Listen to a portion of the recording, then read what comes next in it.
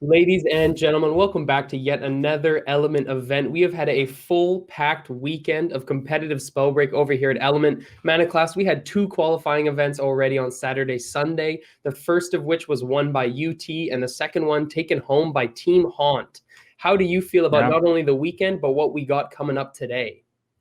I mean, I feel great about the weekend. I mean, it showed it was a great level of competition. So, I mean, maybe some dominant-ish victories come out from two of the teams, but there was still a lot of close calls afterwards. Like if you look at the score sheets, it was so close between the top 3, 4, 5. Like it was really getting up there, and that's what you like to see, close competition. But obviously, we get to rein it back a little bit, go back into the good old solo scrims today. So we like to do play safe because, of course, we can talk about high level competition all the time, but there's also time for competitive players to relax, and solo scrims are a pretty good way to do that.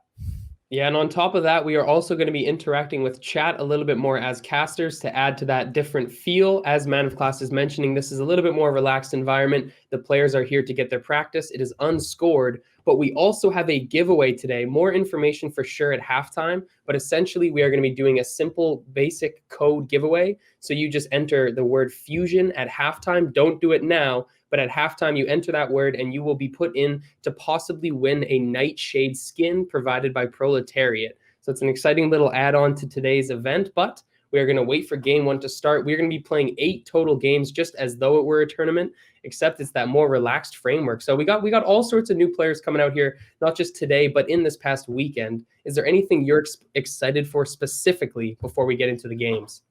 I mean, new names, always new names. Like that's the one thing that you like to see. I mean, we know the players to look out for, when we see the list normally. But when there's new names, there might also be new challengers. And we know that we are always expecting like, oh yeah, that squad is just going to win or that person is just going to win. But it's getting closer and closer. And every single week we've had these scrims, we get different winners, different players popping up, new names we're seeing, and that just bolsters the community. We get more competitors in, and more players means a healthier scene, and just means more fun for us. Yeah, for sure. We got some people in the chat as well. Dramsey saying, hey, time to get pooped on. No, that's not the right mentality, man. You got this. Just get in here, get yourself geared up, and have some fun. Giveaway Pog. Oh, yeah, we got a giveaway coming, and a couple other people. I wanted to get into the scrim, but I feel like just watching this time. Well, Man of Class, we are going to provide Kiki De Loco the best experience ever as a viewer. We are just waiting a little bit longer to get into that first match. I'm excited, though. I'm looking down the list of people who are already in the scrim queue. And as you talk about it, we have all sorts of not just new players, but old coming through. We got Death, who had a fantastic performance on Sunday. Players like Gigabyte, who are very deadly in these solo environments. I'm excited to see what's going to happen here. Hopefully a lot of scavenging and a lot of third-party action. Yeah, of course, because we're talking about solo scrims, yeah, it's fun, etc. But we've had so many squad games lately. I mean, this entire weekend was squad games with Twitch Rivals last week, which was squad games. Like it's becoming really one of those environments in which squad play is really important. The communication, teamwork, rotating together, all that stuff. And then we talk about solos. I mean, you still need to rotate, but who are you communicating with other than yourself? You can say like, oh, I shouldn't have done that. Like, if you win or lose, it's all up to you. Maybe a little bit of luck here and there, maybe a little bit of helping out by random players, but you cannot really rely on anybody. It's just you, and that also makes the builds wildly different. It makes combinations wildly different because you don't have to switch out of a class because you're playing the squad. Like there's a lot of factors that are just different now. So yeah, it makes it more of a Wild West, so to speak. Yeah, and on top of that Wild West aspect, without any scorecards in this game, people are fully inclined to just drop into anywhere on the map. There is little care to getting dropped early. You're looking to fight and practice your mechanics, so that always makes it more exciting. We got Bear in Mind in chat. That is a throwback, one of the goats from the old community. How are you doing, my friend? Arcade Unchained in the chat, ladies and gentlemen. But we are just about to get into that first game. And as long as I say that for the 4th time now, I should also mention that the way that the queues have been changed, it adds a little bit more of a time for us to get into that lobby. It's slightly different the way that the lobbies are built up. So we're just going to have to burn a little bit more time here, Man of Class, a couple more minutes to suck out of these viewers before we get into the first match. I mean that's okay because we talked about these qualifiers this last weekend, but they're not over. I mean, there's plenty more coming. We got one on Friday, Saturday, and I think even Sunday, like the coming weekend, just 3 days in a row. Then next week on Wednesday, and like there's actually quite a few coming up. So if you haven't signed up for one yet, or if you missed a sign up for others, don't worry. There's more to come. And of course, we want you, if you're good enough, you want you to show it and be able to show it. So yeah, we're gonna keep going until we've got that finals day group of teams ready, and that's what we're looking forward to. Yeah, and that tournament will go out throughout all of November. There's qualifying dates that you can check on the Element Discord. So make sure you join the Discord if you have not already. I think it is !Element. We'll give you that proper link. The beautiful mods in the chat can help you out with that. But as we get into this next match, what I'm really hoping for is some Tempest Man of Class. It is my favorite class to watch at a high level. And I think in solos, it can really shine because of how you can just constantly reposition. In squads, you run into that risk of just piling into a new team. But I think in solos, it gives you a little bit more space to work with and a little bit more area for you to push around. I'm hoping to see players whip out the Tempest here. Yeah, and it's not just the Tempest, right? It's also just the Tempest with the right combination of builds. Sometimes you see a lot of players talking about, oh, the Dash Rune is amazing, or the Shadow Step, or maybe even sometimes the Spring Step. But there is merit to playing something like a Flight Rune, to playing something like a Feather Fall, to always be in the air and just get such big advantage out of that Squall talent, that Squall skill that you get with the Tempest. So there is a lot of potential in the class, but I think what actually deters most people is that you cannot make huge damage combos with it, right? Like it's all mobility, it's all fast paced, it's all about that, and you need that other gauntlet to really do the work for you. And since that gauntlet gets no extra advantages, it doesn't get the extra combustion that you get with a Pyromancer or Alacrity for a Frostborn, or even the 3 Toxic Clouds that you get from a toxicologist. Yeah, it's a bit jarring sometimes to lose out of all of that. But if you don't get hit, then you also need to do less damage at the same time frame. So there is always that trade-off and seeing if it's worth it or not. So far, we haven't seen plenty of players do it. But now that we're going to get into the game, maybe we're going to see a few. And we start on 47 Daily, who is running a Frostborn, one of those other rare classes, Play Safe. Yeah, and he actually has the Fortitude rune selection as well. But before we can break that down, we got Towel in the middle of a fight, throwing out some air shots, can't quite connect, takes the Featherfall up top, has Boulder off cooldown, gonna look for that, but he hasn't used it yet. Towel is just saving that for the last moment now, and the shot comes down, he gets hit with it, and Casper will finish him off. At the same time, Darkbreakers gets a kill onto Exile, and we bounce over to Solar Bear TTV, who's just beaming down this other player in the house. MOC, it looks like Solar Bear is almost certainly going to take this Exile. You would think so, but I think the other player's trying to get some consumables off, and is actually not that worried about it. Because, of course, you're looking at someone who's working in Icelands, and if you have an Icelands going on, then, well, you need to hit those, otherwise you have a big chance. And it looks like the comeback's actually there. Both players at a very similar health level. The recovery did proc here for its Solar Bear, so they're going to be quite okay for a little bit, but they don't quite hit the full damage that they need. It's a sliver of HP, but if you've only got that Frostborn, there's not a lot you can do. Maybe with the Noodle, you can hit them with that Wet Noodle, try and do it, but no, the teleport comes out and Crashy comes in from the side. Oh, actually cleaning up that fight quite beautifully, and Crashy, that's the Tempest player we know and love. He's just going to show us how that class actually works. Yeah, shout out to Crashy, a caster and a player coming out here with a nice kill onto Solar Bear, but we get over to Speary TTV, who had a fantastic showing as well in the qualifying events on the weekend. Now he's trading right up front with that wind, and he's just trying to get this damage as quick as he can. This opponent Pyro is draining him, though. Speary now just making the decision to back up with the Dash Rune, still trying to keep his eyes on the opponent. This is looking tough. The fight has really broken down here. He looked in control, but now he's just desperate to finish it off. A third party is entering the arena as well, it looks like MOC, so Speary's going to have to make a clutch decision on what to do. Gets hit with a direct shot, the Ignite will tick, and now Speary is just needs to get this fight either done or out of here. Yeah, it looks like Speary's going to go for all the way up there. Of course, with the Tempest and the Dash Rune and everything they've got in their arsenal, they have quite a lot of mobility, more than a lot of other players will have. Maybe a Flight Rune can get you up there, but not a lot else will. So Speary is going to be safe and never going to be caught up there. Going to switch over to what Majin is up to right now. I think they know there's a player somewhere near them. They're trying to hide and actually take an armor pot. Going to be able to get that off. We'll be able to be safe for a little while. I don't actually know if there's anyone near them. I think they think there is, but they probably just finished a fight and they were like, oh yeah, maybe that's not. There we go to Electric Biscuit. That's actually the same area as where we just saw the hide come out for Majin. And they're going to be finishing off a kill here. Electric Biscuit gets that one off. Of course, saw them perform in the last week as well, quite a few times. So they will be in a pretty good spot right now. Already got that legendary amulet, which always really helps you. Running out of mana is not what you want. With focus mana, that also means you'll have more mana at your disposal when you're at 80% or higher. Yeah, and Electric Biscuit actually got to choose the full tempo of this fight. He controlled the energy of this, and now he's just at such an advantage into this scrap. Has his opponent down to flesh, but he misses the quick flick with Dash Rune, and now he's just worked his way into such a bad spot. The opponent drains him. Electric Biscuit just lost this advantage with such quick portion, and now he's trying to back out as soon as possible. His opponent knows he is low. Electric Biscuit using that conduit to get himself an extra rune charge, but Majin chases him down. Man of Class, what went wrong there for Electric Biscuit? Electric Biscuit tried to engage in a fight they had no business engaging on. Like, often in these situations, you want to size up your opponent, right? You want to check what classes are they running, what's their offhand, and if you know they have a Stone Gauntlet, there's no way you have to give up that position on the roof where they were. They could just ambush from the high ground, get a quick opening combo off, and then fight from range, fight from high ground, and they gave that up so easily that their movement wasn't able to get them away from it.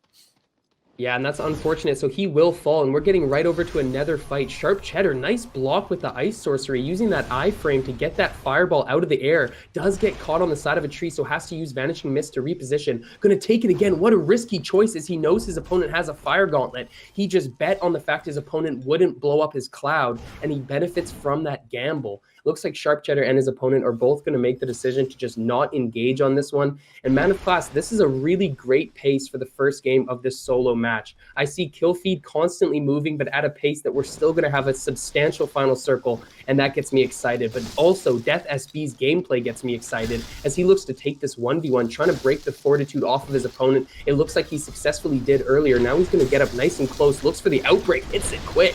And Death is still on the move now, just trading. Look at the moves! Ladies and gentlemen, Death is just so close to finishing this kill. Gets out of the freeze. Nice dodge with the spring step. Oh! Death with the highlight play, MOC. Oh, Death, honestly, just on fire right there. I mean, not literally actually cooling it down with that Ice Lance, but what a play coming out from them. We'll be able to just heal up with the armor pots. And what actually has been I've been noticing right now is a lot of these players don't actually pick up loot from chests a lot. They get some opening chests and then they just start fighting. And it's just the OSK Classic, is saying, yeah, I mean, the best loot you're going to get is from your opponents. That's exactly what these players are living. The only exception to that being Dark Cheddar, because they just keep running around, no exiles, and just running away from fights constantly right now.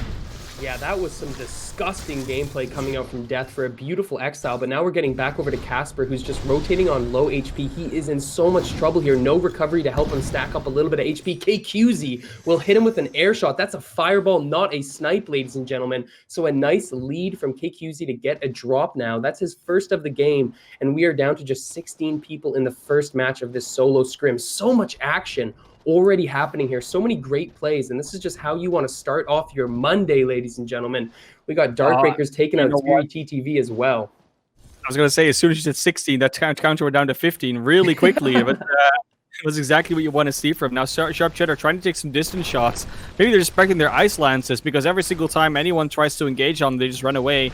But they are now trying to actually take this engagement, using the Vanishing Mist to get a little closer to their opponents. They got to be careful, because this Stone Shaper fire offhand might be very dangerous for them, especially if they use those clouds too much. See that coming out there. Now just gets combusted. Now Sharp Cheddar is trying to get the distance, trying to go for the Ice Lances, which is exactly what they want to do, of course. Keep that range advantage. And they think they've lost track of their opponent, but it's more like their opponent just ran away from them this time around, and that gives Sharp Cheddar another opportunity to loot. Yeah, 13 people left, so this lobby is just thinning out at such a constant rate, and it seems like there's been no mid-game lull to speak of in this match, as we see Sharp Cheddar taking that potion and now just seeing that his opponent is nowhere to be seen. He is comfortable to keep on rotating around the map. In the kill feed, you see that Crashy has gone down to SK Majin, and Death has taken out Majin as a result. We can only assume that that was a third-party interaction, but we don't know for sure, as we're still watching Sharp Cheddar make his moves around the side here. Going to get down to single digits after this circle closes, I'm assuming. More fights will unfold. And we see Twitch Creeps taking down Gigabyte. So another KW member will go down in this game. Always love to see the KW guys coming out here for scrims. They are so active in our community, and they're great players to say the least. We got Flaming Dwagon back again, Man of Class. Oh, that's the one we're always looking out for. I wasn't going to say it in the intro, but secretly, that's always the thing we look out for, right? If Flaming Dragon isn't there, is it really Monday Scrims anymore at this stage? I mean, I don't think so. But they're being a little bit timid right now. Got one exile, just looking from the high ground. And in general, a lot of players have been fairly cautious this first scrim. Might be just the warm-up, and everyone just feeling each other out. Like, what's the meta like? What builds are we running? And with Flaming Dragon's build, with all those knowledge potions, I mean, I get it. Just wait for the last circle. Use all those sorceries and rune charges in a row, and there's no way you're going to go down. You do so much damage with those. Yeah, he is just waiting for somebody to come try him on this high ground so he can stuff 8 boulders into somebody's dome. And that is just a great strategy to have, I guess. It's unlucky for whoever runs into him, as we see Creeps now taking an ice snipe low down to flesh, drinking a big armor pot, has escapist as well. So although we don't have time to break it down right now, keep note that we're seeing a lot of escapist in this game 1. Creeps is now just working around on this low spot, trying to not get seen, it seems like. 10 people left in the game. He's rocking that nice new skin with the artifact as well, and he spots the fight now. Creeps does have double shadow step in his loot, so he can look to try to take this. Gets hit with the frost knife, has to reposition, and looks to take yet another pot. This time it's HP, not armor. He is down to just flesh. Man of Class, he's definitely going to rotate out of this one, but what is your synopsis on this final circle? I mean, in general, the final circle is just in a very good place at least for Stone Shapers. I mean, it's very open. There's not a lot of high ground and weird crevices that people can keep jumping off and on. The only problem is that it's pretty good for most classes. Like, there's not a lot of places to hide, maybe, which might be a problem for ice users. But generally speaking, if you can get on top of people, which shouldn't be too hard with all these movements, it's going to be fine for everyone. Circle is moving a little bit away, though. I think you get a little bit of a crossover between that and the more greenery area. So there might actually be some cliffs and crevices, and that actually is a boon towards those Stone Shapers that might have had a good chance if the circle was a bit more north.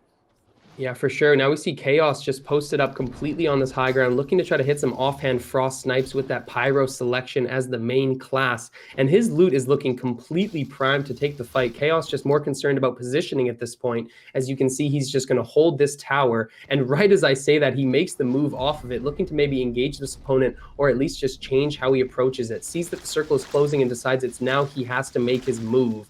Knows that there's one player throwing a couple little toxic sprays down at him, and he knows he has to work his way around that. Doing a great job of staying aware of the map as he's looking forward, trying to get into this new area. Maybe just look for a completely front engagement. He's rocking Pyro with Legendary Fire, focused meta as well, so you know his damage is going to be absurd. And we bounce over to Darkbreakers, taking another angle, Flight Rune straight up in the air, dodging stuff like the Matrix, as one will connect onto his thigh, and he jumps up even further. Boulder from the sky, look at that Hulk smash, but he changes last minute. Darkbreakers just using those Stone Shaper mechanics to build up more momentum and take on this fight. He is not afraid of anything as he's just posted up, looking for a quick potion on anybody. I like the tank build as well. We've got both the vigor as well as the recovery and then the dexterity to just make you a little bit more mobile, actually get on top of targets. And when you run that Stone Shaper with the fire offhand, why not? I mean, you want to get in people's faces and do the boulders, do the fireballs, everything. It's going to be great if they can get that off. The Flight Rune will actually allow them to close distances and to not take engagements when they want to fairly easily. It's not going to be as useful in the last circle. It's mostly going to be like, oh, I can just fly up in the air and no one will be able to find me. But still, with all that extra health, with the extra armor, all the pots they still have left, which are now actually starting to deplete, Darkbreaker's in a pretty good spot loot-wise. Yeah, now Flaming Dwagon, we see his camera angle. 7 people left in the game, 3 kills to their name. And they got a lot of firewalls stacked up. Seems like some knowledge potions must be going around this lobby. Flaming Dwagon taking that engagement, sees that he's now fighting a toxicologist and has to take that into account. Spots another player as well, but Flaming Dwagon has his eyes set on Death SB. He will fall on a nicely placed shockwave on the roof, and now Flaming Dwagon continues his rampage, hitting a 42 fireball direct shot and trying to exile KDA. Will drop now down to just 5, and Flaming Dwagon on a rampage, MOC. Yeah, he's getting the kills right now, and only 5 breakers in the lobby. This is going to be a very close finish. Stone Shaper versus Stone Shaper, it looks like, and it's going to be Dark Breakers that gets that kill. Flaming Dragon, unfortunately, falls to their Shockwave. They got a triple kill, but then Dark Breakers is like, well, you've been fighting for so long, you probably are low. Now Dark Breakers is going to take that opportunity to fly up in the air. Might get chased down by some lightning bolts, but it will definitely be pretty good, okay, situation for them to be in. Throw now throws on double boulder, can just hide on the high ground for a little bit, and there's only 3 other players, so they might just be able to take each other out, do a lot of damage. And Darkbreakers comes in for the finish. He's got the pots, he's got actually the ability to heal back up. He's now taking this, I think that's the safeguard potion that's going to be taken. That it indeed is. So he'll be able to heal up almost back to full with that one, and just flies back up, just ignoring the fights, making sure those last 2 players find each other first. And then Darkbreakers is going to spoil their party and take the victory. Yeah, he threw an offhand boulder right there real quick and still hit it for 41. And now he's just continuing this fight. As you mentioned, he did manage to break away from the scrap and get himself into a new spot with full HP and armor. And now he has to just capitalize. He is rocking that Stone Shaper as the primary class. The tankiness is definitely there, accentuated by the vigor with recovery. Now we see Darkbreakers way up in the sky, throwing a drop boulder. Doesn't get either to land, but that doesn't even seem like a big concern to him. His concern right now is just staying healthy and alive. Does get hit with a nice snipe, though. So Darkbreaker is going to have to reconsider exactly how he approaches this. Takes another HP pot. Recovery going to help him a little bit as well, as Darkbreakers now has to make his crucial decision. He knows that these 2 are fighting in a 1v1, and we're going to bounce over to their angle, as now it's actually Chaos engaging Darkbreakers on the low ground. And look at that damage coming out from Chaos. He almost gets the assassination, but it just gets out of the way with the flight rune just in time. Chaos so close to taking down the Darkbreakers in that corner, and now he's in a bit of a disadvantageous spot. Still going to keep pushing. Chaos has no fear. Quatos will go down, and now it is a 1v1. Darkbreakers versus Chaos. Let's see who can take this. SK versus KW, as one more fireball will do it. The snipe! Chaos hits a beauty to take down Darkbreakers. What a game 1 match, man of class. What a shot to end it on as well. We saw so many of these snipes come out. And with Darkbreakers, those rocks, you're like, oh yeah, he's got accretion on. He throws it from like 5 miles in the air. Yeah, that thing is going to cover the entire circle. Of course he hits it for 41. But then that snipe that Isa's in the last, I know it's sort of easy to predict momentum when people are in the air. Like that's like the easiest time to actually snipe someone, when they have that arc that you can like calculate. But still, it's such a momentum-based thing where you're like, oh, I'm in the air, flick it up, and poof, Ice lands out of the sky. Beautifully done. And another champion in the solo scrims. Well, not champion, another one that wins a game that we haven't seen in the last few weeks. It's we've seen them play, but they haven't gotten to the top 1 spot. You'll see this repeat from Chaos that just randomly dropped down into that circle, first on Darkbreakers, and then actually on their other onto Quatos, and then just gets this beautiful snipe out. It's unbelievable. And look at the way he just handled that pressure. You know that if he misses that shot, he is in such a bad spot to take the game. His opponent is about to fly down with a stone gauntlet momentum as well, but he just drills it at the last moment right there. Chaos with a clutch W to take game 1. Ladies and gentlemen, these games are not scored. These are practice scrims, but oh my God, if that didn't feel like a tournament match, MOC. Exciting stuff to start us off. We still have 7 games left to go, and that is definitely a blood pumper. KW versus SK to start us off.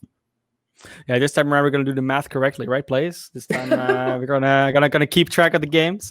But it's definitely it's already heating up quite well. I did feel a little bit of a warm up feel coming out throughout most of the game until the final circle. That's when it really got hot and heavy. But players are getting a bit more patient. In the beginning of the scrims and in tournaments, we saw people go very aggressive because kills matter more and damage a little bit more than placement does.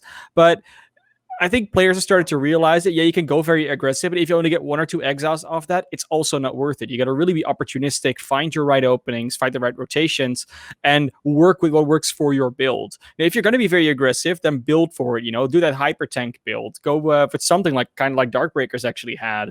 Get the vigor up, get the recovery up, and the dexterity, and just run at people, run into their faces, and run away when it's necessary. And Darkbreakers actually did a good job of that. Unfortunately, didn't have the health and didn't have the skill to get that one off against that Ice Lance. And I really like Chaos's approach to that final fight, though, is that he wasn't just Yeah. focusing on multiple targets. He actually picked the first player, and we saw Darkbreakers had time to fully repot because Chaos was taking that other fight with the third party. But Chaos goes, he doesn't lose focus. He stays on that target, spots him potting, assassinates him on the low ground, turns it right back around, and smashes the final 1v1, even at a disadvantage. What an exciting way to get this one done. I see a lot of questions so far talking about the skin giveaway. So really quick, I'm going to go into the details. Yeah. At halftime, we're going to be giving away a Nightshade skin that has been provided by Proletariat. And to do that, you type in the word fusion, no quotes, no exclamation mark, the word fusion at halftime. Don't do it now, but wait till halftime to enter that one word code. You've seen these giveaways before. It's the same type of format, but we'll be doing it at halftime. So that's just to answer any questions that we saw during the game. And we're looking to get into game 2 quite soon here. We'll see if we get different results. I know that there's all sorts of great players in these games, so we can expect that. Yeah. I mean, we saw Death whip out a highlight play earlier as well. So we know that there's more potential to come. To be fair, though, why do all the highlight plays always end with ice lances being hit? Like, why is that a thing? Like, I want to see some cool plays being made when someone doesn't finish though with an ice lance. So that's what I'm going to be looking out for. I also see the questions, like when do we actually do halftime? This was game 1. We have 3 to go before halftime, and then we do another 4. So if anyone's waiting for a specific time, like when the giveaway when halftime is, keep on watching the stream and you'll find out. It's going to be easy. It's because we can't predict how long games last, right? You can't say, oh, in an hour exactly we'll do halftime. No. So yeah, you got to stick around. Sorry.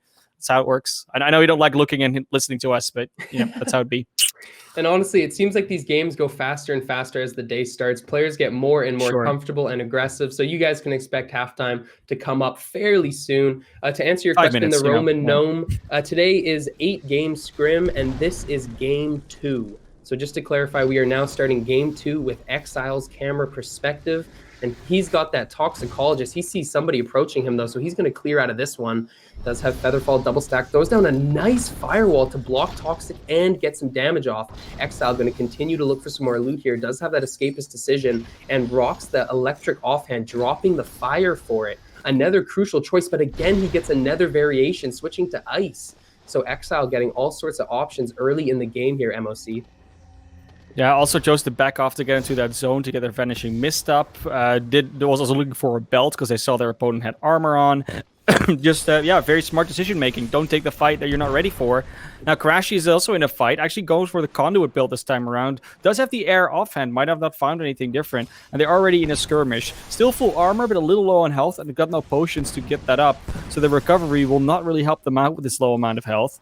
Is still be able to keep his distance, though. And that's a good plan from Crashy, because when you play against a player like who has a pyro going on, and it looks like wind, but I'm not entirely sure. Yeah, use that conduit, use that range. It's actually a stone shaper. Wow.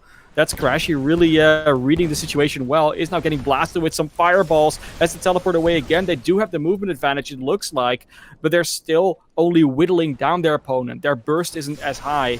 And Crashy might be in trouble as soon as they get the distance closed on. That's exactly what happened. The foster child will take them out. In the meantime, it's Gigabyte in the kill feed again, taking the kill from himself onto Buddha Freestyle. And there's quite a few exiles already happening, play safe. We're down to 28.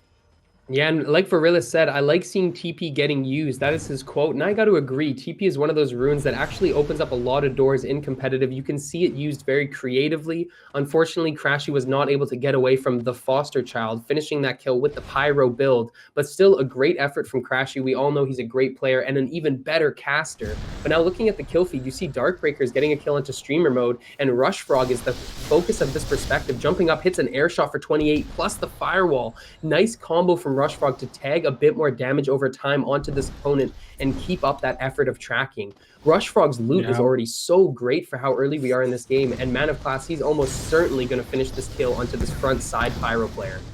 I mean, you would think so, but this Pyro player, I was going to say he has a flight rune, so he might not be able to catch up as easily, but luckily Rushfrog able to finish that kill in time, not missing too many shots. As we go back to Exile, Exile just taking down Gaming in Canada YouTube, is now being chased down by someone else. He, of course, doesn't have really a lot of armor left after that one, and is just trying to look at this other fight that's going on the side. I don't know if this guy knows he's there. No, he doesn't. Takes off the fortification, which is a fortitude talent, which is a pretty big deal. Otherwise, you might get hit a big combo and it just does nothing. And now they're able to shoot the Ice Lance. Nice hit from Rush Frog. Only a few HP left on that opponent. He's going to try and find them. I think they lost track of them, but there they are. Rush Frog is going to definitely be able to find that kill fairly soon. Don't take too long, though. Otherwise, you might be in trouble. Use that combust beautifully, and Marcus, aka Apostle, goes down to Rush Frog. Yeah, and we've seen Rush Frog actually run this Vigor recovery build on multiple occasions now. So it's really interesting to see him pull it out in the scrim once again, trying to perfect this tank build. And now we get over to Sir Passive, in fact, as he's taking an engagement, throws down the firewall, tries to go for a ballsy pot, but doesn't quite get it off now. He's just going to use this roof as a bit of cover to take his second potion. Blows up the DF nicely for 20 damage, doesn't get the second tick, but Passive still moving around the map nicely now. Has Shadow Step off cooldown so he can look for the outbreak. Does go for the angle, but Majin closes it off and takes the kill so fast, getting right over, no loading screen. Rush Frog pops Whispers for a fireball, and Man of Class, 18 people left in game 2 in the blink of an eye. What is this match? I mean, there's just a few players that have been popping. Like Exile, Rush Frog, Majin, and Darkbreakers have all just gotten 2 or 3 kills in the last few seconds, the last half a minute roughly. And that just leads to roughly 10 people all of a sudden being gone. We talked about 28 last time, now it's 18. And Circle is going to be closing now, but it's only the second one, maybe the first one. It's been a very fast start, very different from the last game we had, but actually moved a bit slower in the beginning. And that just shows you players sometimes just got to, warm up, feel out the lobbies. And we're going to, Ice Lance versus Ice Lance. There's a Toxicologist, I think, that's going on. A nice finishing mist used. The Rush Frog not going to go in for the close engage, knows that they don't have to. And is probably looking for an opportunity to blow up some Toxic Clouds and do some damage to their opponent with their own abilities.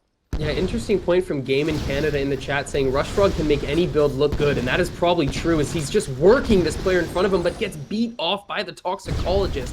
Cozy will secure the kill. Nice usage of the Cloud. Cozy saw some fire puddles sitting on the ground and knew that he didn't have to ignite his Cloud, threw it down for the instant DF, undodgeable for Rush Frog as he will drop there. And we move over now, the Foster Child picking up another kill. That's 3 to his name with only 15 people left. This game is moving at such a fast pace as you were just talking about, and it looks like the Foster Child's not out of the woods yet. A player has jumped on him. I thought I saw a fireball blowing up behind him, but maybe I'm mistaken. He looks quite comfortable to just take these potions. Spotting out now. He's just got that Chrono Master with the Common Fire. That's the one huge red spot on this build is that Common Fire. Such a little damage in that mid-game position. Now we see Exile spotted up on the high ground trying to take this angle, blowing up the opponent's fortitude once again and just trying to make this Toxicologist from distance work, MOC. I mean, he's got the Ice Lance, so he can just shoot some icicles at people every now and then, which is a great long-range weapon. We see everyone use it at great effect, and Exile has already shown that they can actually hit those. All right, potting up a little bit, shooting those Ice Lances at a few players, just relaxing, chillaxing outside of the HoloLens, outside of Halcyon. Now go for a different position, just uses that cliff between them to keep the distance actually quite nice. Because if there's no flat ground to walk over, then even mobility items won't help you as much. So Exile able to keep their distance. And I'm actually quite impressed with the way they're handling this right now. Just not fighting, but still fighting at the same time. We always talk about it. You have to keep fighting, otherwise you're going to die. Because they will keep hitting you, and if you don't fight back, then there's no deterrent. But yeah, I mean, so far Exile, of course, did do pretty well this game, so I definitely can see them go to the end circle. And now they're just gatekeeping, making sure that no one else comes behind them in the circle. Yeah, and something to note as well is the winner of last game, Chaos NY, who won on that beautiful highlight play. He actually did not make it into this match. You know that the scrim system is just first come, first serve into the lobby. So it is wide open for a new winner to take game 2 in this unscored scrim. We see Exile just watching this player come towards him, throws down the ice. It's actually Curse who's making his way forward as we see him decide to go for the potion. But that's just something to keep in mind as we watch this final fight unfold. And now we got Curse definitely waiting for his opportunity, has common boots. The move speed is not there for him. Escapist will help just a little bit, but it's not going to be bouncing off of much considering that common rarity.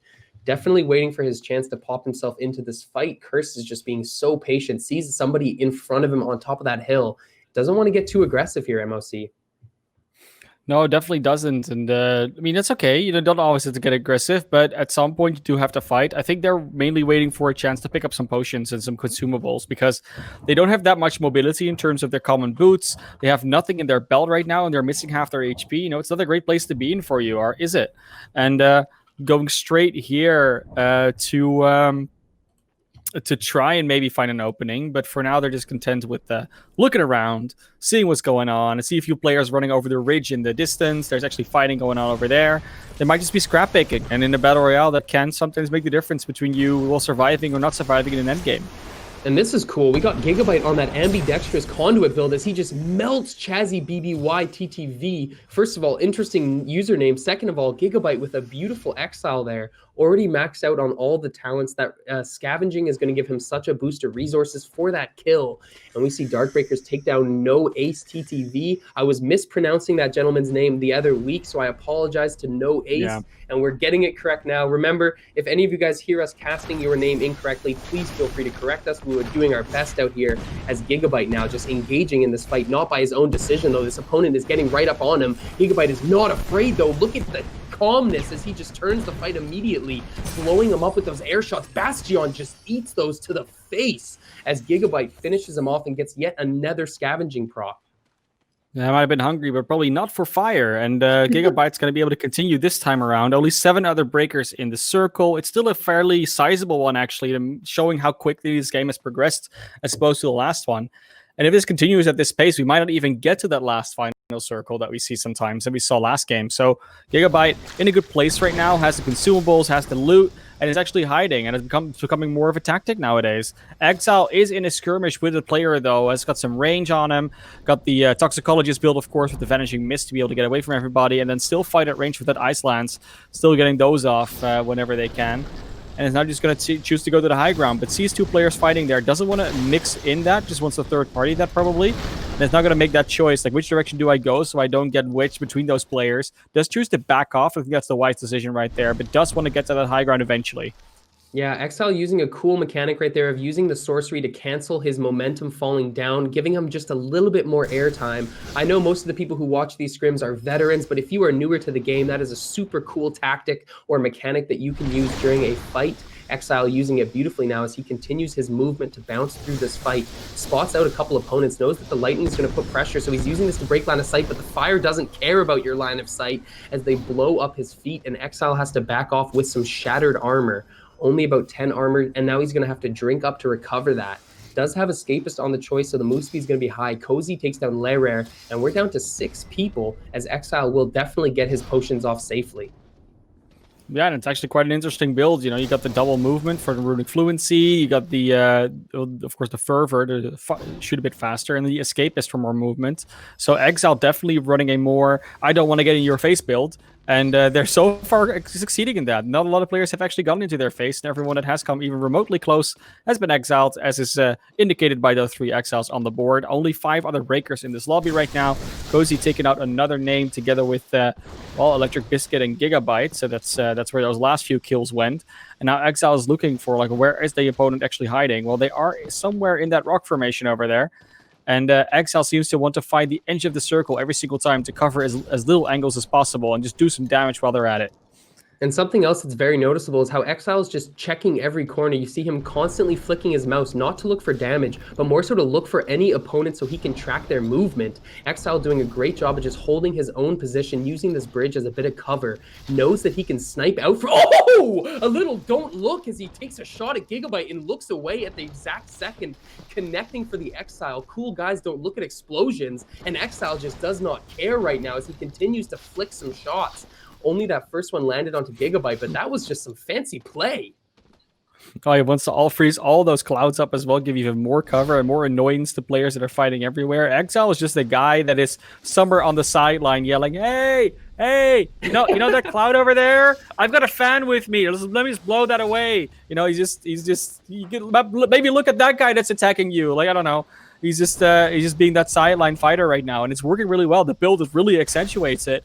It's just that if they get to a final zone, I don't know if Exile still's got what it takes. I mean, he'll have the health, he'll have the consumables, but can he actually fight up close when the circle gets closer? That's the question, especially when you look at these buildings. They're this structure, if you have to fight in that, that's not a great place to be with a build.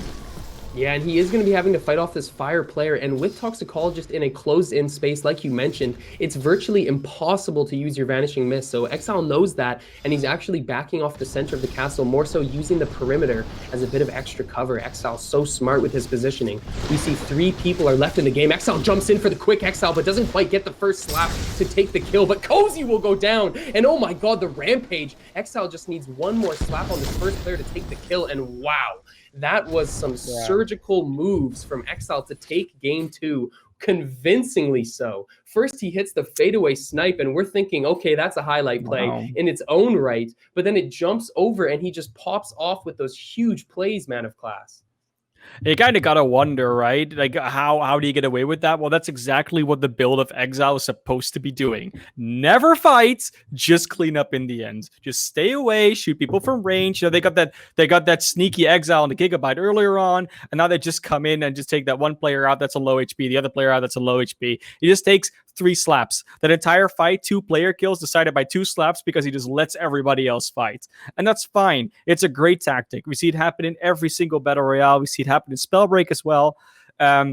But it's mostly impressive that Exile's not only able to win the game with it, but also have a decent amount of Exiles. It's not like he only gets that last player kill. He gets the damage in between 2. And that's really important as well to realize that it's not just a hide and go seek strat. It's a bit more than that. And Exile is executing it perfectly right now. Yeah, he did a great job of following his game plan all the way through to the end. Like you mentioned, we got all sorts of people in the chat saying Exile pop off, and that is certainly true. To answer the question from, I believe it's Mystico, so I cannot pronounce, Psych, how many games is there going to be? There are 6 more games left. We have played 2, and it is 8 total. Last week, I could not count to 8, but this week I've refreshed my memory, and I've gotten back down to basics. So we got 6 more games remaining. That was the end of game 2, and we have seen 2 highlight finishes already, Man of Class. Yeah, we really have. It's been such a joy to watch these scrims so far. We're gonna of course, 6 more games, which is amazing. We only had 2. We're gonna keep the math correct today because last week we were so off that today we're gonna try and be accurate. So we're gonna keep reminding ourselves this was game 2, going into game 3, and then we have 5 more after that. But yeah, I mean it's been really good so far. 2 different winners, of course, which is always important to see. Like how many can someone actually do the hat trick that we've been waiting for weeks now? And so far, it still hasn't happened. So maybe the 2 in a row has been done plenty of times. Yeah, and we'll see if somebody can run away with this one with these broadcasted scrims. Another thing as well for anybody who's just joining in, these are not scored. It is all for that bragging right and the practice. Although it's not scored, though, we do have to keep in mind that when you pop off like these players like Exile and Chaos in game 1 and 2, that's a mark of pride. I don't care what it is right now, but if you are showing up like this, then it is something to be happy with. Yeah, I see here, like, kills got stolen, I got juiced on. You see all the things going on. Yeah, like, yeah, it's true. You guys did definitely get taken. And Exile actually in chat, easy kill steals. I mean, yeah, that's what your build does, Exile. It's exactly what you do here. But I like the talk. I like the trash talk going back and forth in chat. And this is the moment where you're like, oh, why is there no in-game chat when you can like just do it? Because now they have to do it in Twitch chat. But now we can actually see it on stream. You might actually miss it otherwise. So definitely a great thing. I'm definitely ready for more games right now. And the one thing I'm looking forward to is how many people are going to misspell the name Fusion in the halftime break when we do a giveaway. It's going to happen. Yeah, definitely. We're going to have to make sure we clarify the typing. Well, I mean, the thing is, like, I say that because I would mistype it myself. Like, even words as just, I always type it JSUT because somehow my muscle memory has just done that. So, like, I know how it feels, guys. I'm not making fun of you. I'm just saying it's gonna happen. I'm just gonna count them how many they were wrong. I see Fusion. Yes, that's with the C, indeed. Fusion. Yeah, no, I think that's a province in China, actually. Yeah, no, definitely, guys. The grammar's great right now. Spelling is top notch. Yeah, we got all sorts of examples coming out. People just making sure we all get those different literary examples of the word fusion. Nice to see. But so there's a Nightshade skin giving away right there. We do have a little bit more time to burn here, MOC. Waiting for that game 3 to start, but there's so much to talk about in these matches. The camera was on Exile for most of that end game scrap, but we also saw how he was just managing his own terrain. You talked about how his build is very good for cleaning up fights, not just from distance, but working your way in, and you don't want to take any direct engagements. We saw that example right there as Exile was fighting in the middle of the castle, saw he was fighting against a fire player, knew he had to use his toxicologist, backed out, and then ended up taking the game. And it's strategies like that that really make the difference, though. Can you keep those things in mind when you're in a high pressure situation? As a viewer and as a caster, it's very easy to criticize, but when you're in that moment, every split second matters. And to make those decisions actively is how you win these games. Yeah, and honestly, I mean, you think it's so easy to say, okay, there's one thing I need to do. Don't fight. Just run away. Just stay at a range. Don't fight. But it's so counterintuitive to what everyone's been doing in Spellbreak lately. Everyone keeps fighting, keeps going in, keeps being at that mid range. So staying further away and doing damage from range and never actually going for a fight, but rather going for cleanup, it's a very different mentality. And maybe, I mean, I don't know Exile personally. Maybe Exile actually comes from other games where that's more of a pertinent thing. There's quite a few other games in which that's actually a strategy that's very normal, where you don't go in for the engage, but you rather wait for damage to be there, and then clean up after different roles, different classes. But we're in Spellbreak, so here you could still do that, and Exile showing it off perfectly. But we've seen some other builds come out today. We've seen definitely some cool stuff. We see some Tempest here, some Frostborn there, and I mean, overall, it's just been quite a variety of what we've seen. We haven't quite seen the full-on, glass cannon build. I still want to see that. I think Verilis is in the chat, so maybe they'll join at some point. But yeah, still looking out for that one. I mean, another cool build we saw, and we did talk about it a little bit, but I mean, the game moves so fast, it's hard to talk about these things at length. We saw Gigabyte with ambidextrous pyro build lightning offhand. That is super, super cool to me to see in a scrim environment. I don't know if Gigabyte would ever think about pulling that out in the trios event that's coming up, but just to see him experimenting with those builds as a great player that he is, it's very cool to see. We saw him pick up a nice kill with it as well, so we know that it at least has some usage. He was getting the most out of that ambidextrous that he could. I want to see if that talent comes out more. I know that when they released the patch notes, we always talked about how ambidextrous was this crazy concept talent. It hasn't really shined, though. I hope to see more examples like that coming out from Gigabyte. I think as well, because we keep talking about why is ambidextrous not that big of a deal, and it's all because of what came in the other talents and what talents did not get adjusted, and it's so hard to justify not running that recovery that I do definitely understand why ambidextrous isn't a bigger deal. So we'll see if that maybe changes in the future, where they lower or up the cost of certain talents again or add more. But right now, it still feels like a very, very hard thing. What we did see, though, is that there's a big difference between what you can run in solos and in trios. We saw actually the example of Rush Truck going out of Cozy there. He's like, yeah, scavenging doesn't really do much for me. Or my build that I was running wasn't really doing much for me outside of trios because I can't really run that Stone Shaper in solos in the way that I was doing there, because that hypermobility, it's really cool. But since it's solos, there's not, I can't go after 3 different targets at once, juke them out and outposition them with the help of my teammates. No. Instead, I have to go after that one person. They can keep running away from me because I'm their only target, their only opponent. And that's a very valid point. Sometimes a build just doesn't work in solos. Sometimes it doesn't work in trios. Good example of that, of course, is scavenging. Scavenging, if you don't get the last hit on someone, if you don't exile someone, then you don't get health and armor back. So why would you run the talent in trios where you have to consistently confirm those exiles? But yeah, I mean, that's also something to keep in mind. Yeah, definitely a great point as well, talking about the talent distribution. But something as well we should think about, and we should just mention, aside from gameplay, is that the scheduling for qualifying events has changed just a little bit. We listened to some feedback about how you guys want different days for qualifying events. So instead of just Saturday, Sunday, we have qualifying events occurring on Friday, Wednesday next week, and other dates like that. So we're spreading it out a little bit, but just as a note, you guys should also make sure that you're checking the event calendar to see when those days are and make sure that you have an idea of how we're planning these. So the next qualifying event will be on Friday at, I believe, 6 p.m. Eastern, or sorry, 3 p.m. Eastern, my mistake. And the days will be a little bit different. We got to adjust around not just holidays, but make sure that everybody gets a chance to play. And as I ramble on about nonsense, we are into game 3, and we see KW Chaos right away into a fight, gets hit with CC. Let's see if he can get out of this one alive, MOC.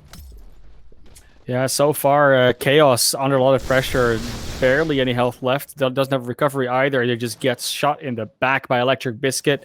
Nice build down with that conduit. Of course, coming out here with the with the fervor, and the focused mana, as well as the recovery, so have plenty to work with. Not quite a lot of equipment yet. That was a very early fight. They both basically dropped on the same chest, and this is what happened.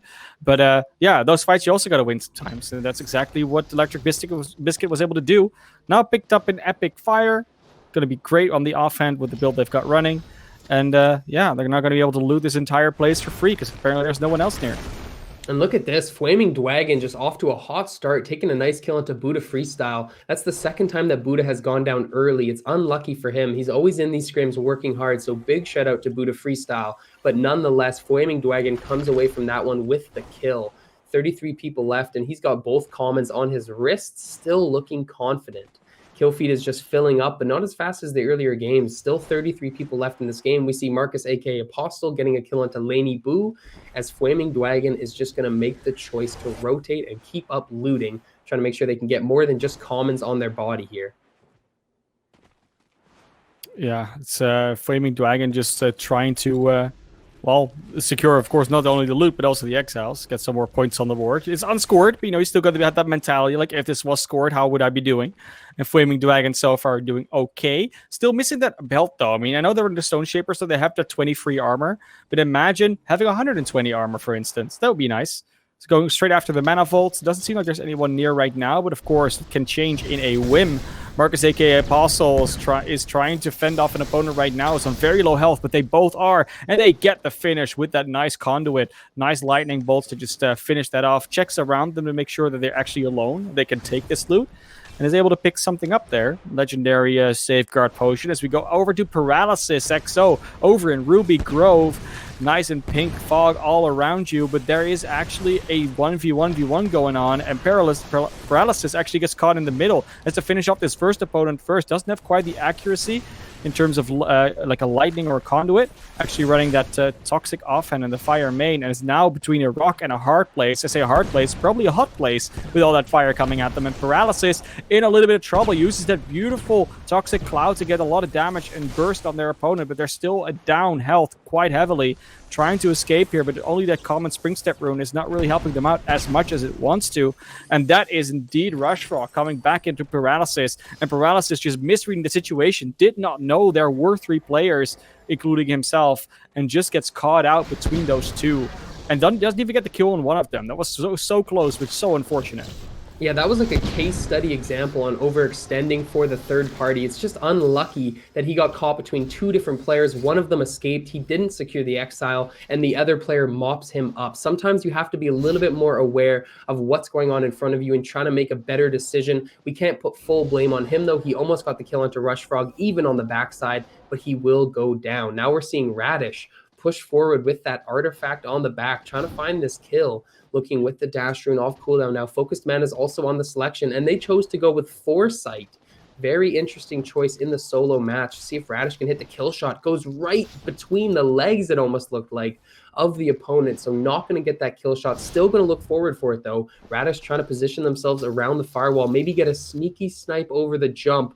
Oh, one little angle. Can it go? Not quite. That would have been a miracle shot. Radish trying to weave it between the foliage as Rushfrog gets another kill, this time onto TTV Scott Dawn. Down to just 22 people and Mad of Class. This trend of games going faster and faster and faster seems to continue as we're down to 22 people in Game 3 already.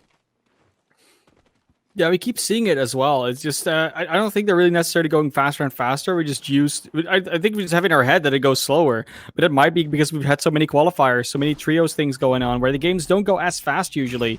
They just, because, you know, teams fighting is a bit more of a rare occurrence than 42 players randomly walking around the map, not in trios. We'll see now Flaming Dwagon go for an engage inside of the storm. They already knew there was an opponent there. They just didn't want to be gate kept. It's going to happen anyways. If Flaming Dwagon actually keeping this dominant position now, takes over the high ground, not having to use their mana for mobility, will now be able to chase this opponent down. But I think they're being third-partied here. I think there's another one. Yeah, that's actually 3 players in this storm right now. And it's such a weird place to fight. I mean, I get it. You don't have to really be careful of the storm just yet. It's not that harmful. But why not just go to that place? Try to rotate while you're fighting towards the safe zone. And actually be able to, gatekeep your opponent. Not going to be able to do that now, and it looks like their opponent might actually be running away. So Flaming Dragon just does get to pot up, but doesn't quite get anything out of that fight that they may have wanted to. That might have cost them more than it was worth.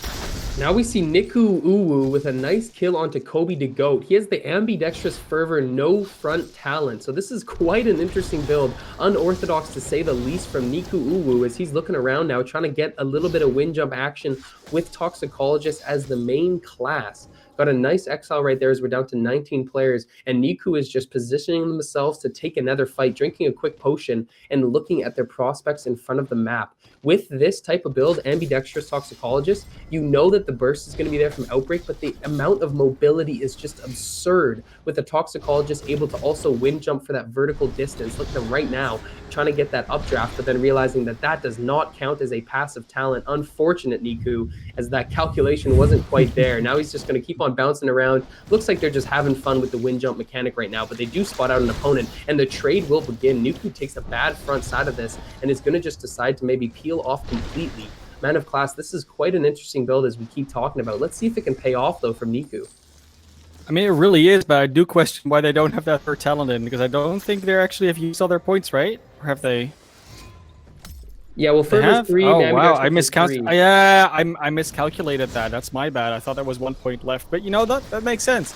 And it's interesting to not see someone use 3 talents, right? Only 2. I mean, they're very valuable ones. Ambidextrous and Fervor both are, but it's still a question of, you know, is it worth it? Are you going to get the value out of it? So far, Niku has gotten that 1 exiles in, you know, getting into later circle, later game, but it doesn't really seem like they get a lot of opportunities to actually fight. It's more that mobility that's doing it out, and it feels like more of something that they're testing out. Because otherwise, you know, that updraft, if it's something you've run before, you don't really do that out of reflex. You sort of are used to not having updraft when you run that wind in the offhand. And they might have actually been doing it the other way around, where they've run Tempest and then Toxic in the offhand before. Yeah, we see in the kill feed as well, Rushfrog now taking down Casper, Curse taking down Biscuit, and Radish also died to Biscuit before that, so that must have been a third party, but Niku's just getting drilled by this front side. That frost damage just putting it in, shattering his armor. Niku gets his cloud blown up by his own tornado, just a misplay, unfortunately, and this hollow skin is not missing these snipes. Niku does break line of sight briefly. Exile kills himself with his own Toxic, unfortunately enough. Or should I say exiles himself? I apologize, as Darkness will finish the kill with the win. And this is the nice hollow skin flex, as they're just taking down Niku and looking to secure this loot, moving on to the next fight. Yeah, Darkness is in a pretty good spot. Of course, that hollow skin always scary to opponents, but gets sniped with an Ice Lance. Darkness actually in so much trouble right now. If their opponent is quick, they can actually finish off the skill before the heal goes off. Does have that Safeguard Potion, that Legendary, which will heal him to up to 2/3 on both armor and health. But it's still not a great place for him to be. And we go over to Frith Knight, who's actually in a quick 1v1 with another player right now. The Pyromancer versus Pyromancer.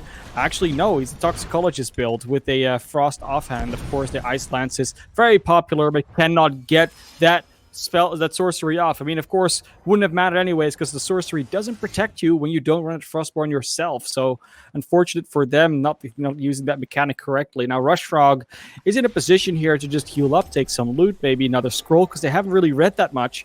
And yeah, I mean, obviously you don't want to be going into that fight with low IQ. You want to actually be have gone to school, because a little bit of a degree can help you a long way.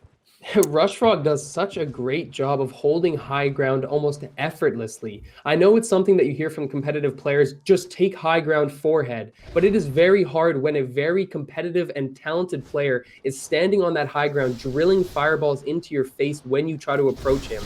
That is an example of how hard it can be to take those fights against a player like Rushfrog, as now Curse is just taking this move, looking for the flicks, gets the opponent's armor down quite low, but sees that he's now playing against a Toxicologist.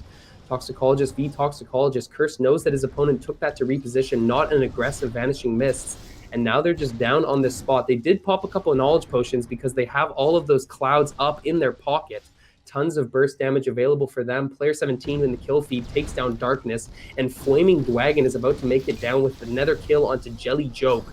We see Curse is just watching this fight unfold in front of him, not making any decisive action quite yet. Rushfrog takes down the streamer mode as Flaming Dragon drops down Spirit TTV, and we're officially into single digits as Curse makes his move now, misses the first Outbreak, does get 15 damage off of it, but not as much as it could have been. sees that his opponent has spotted him. Gigabyte takes down Flaming Dragon, and look at the jump forward. Curse goes for the assassination, but gets frozen up and takes a damage of his own. And now he's going to have to try to recover this fight. His opponent's dropping right into his face. Mistimes the Frost Sorcery, but his opponent has about 14 of them.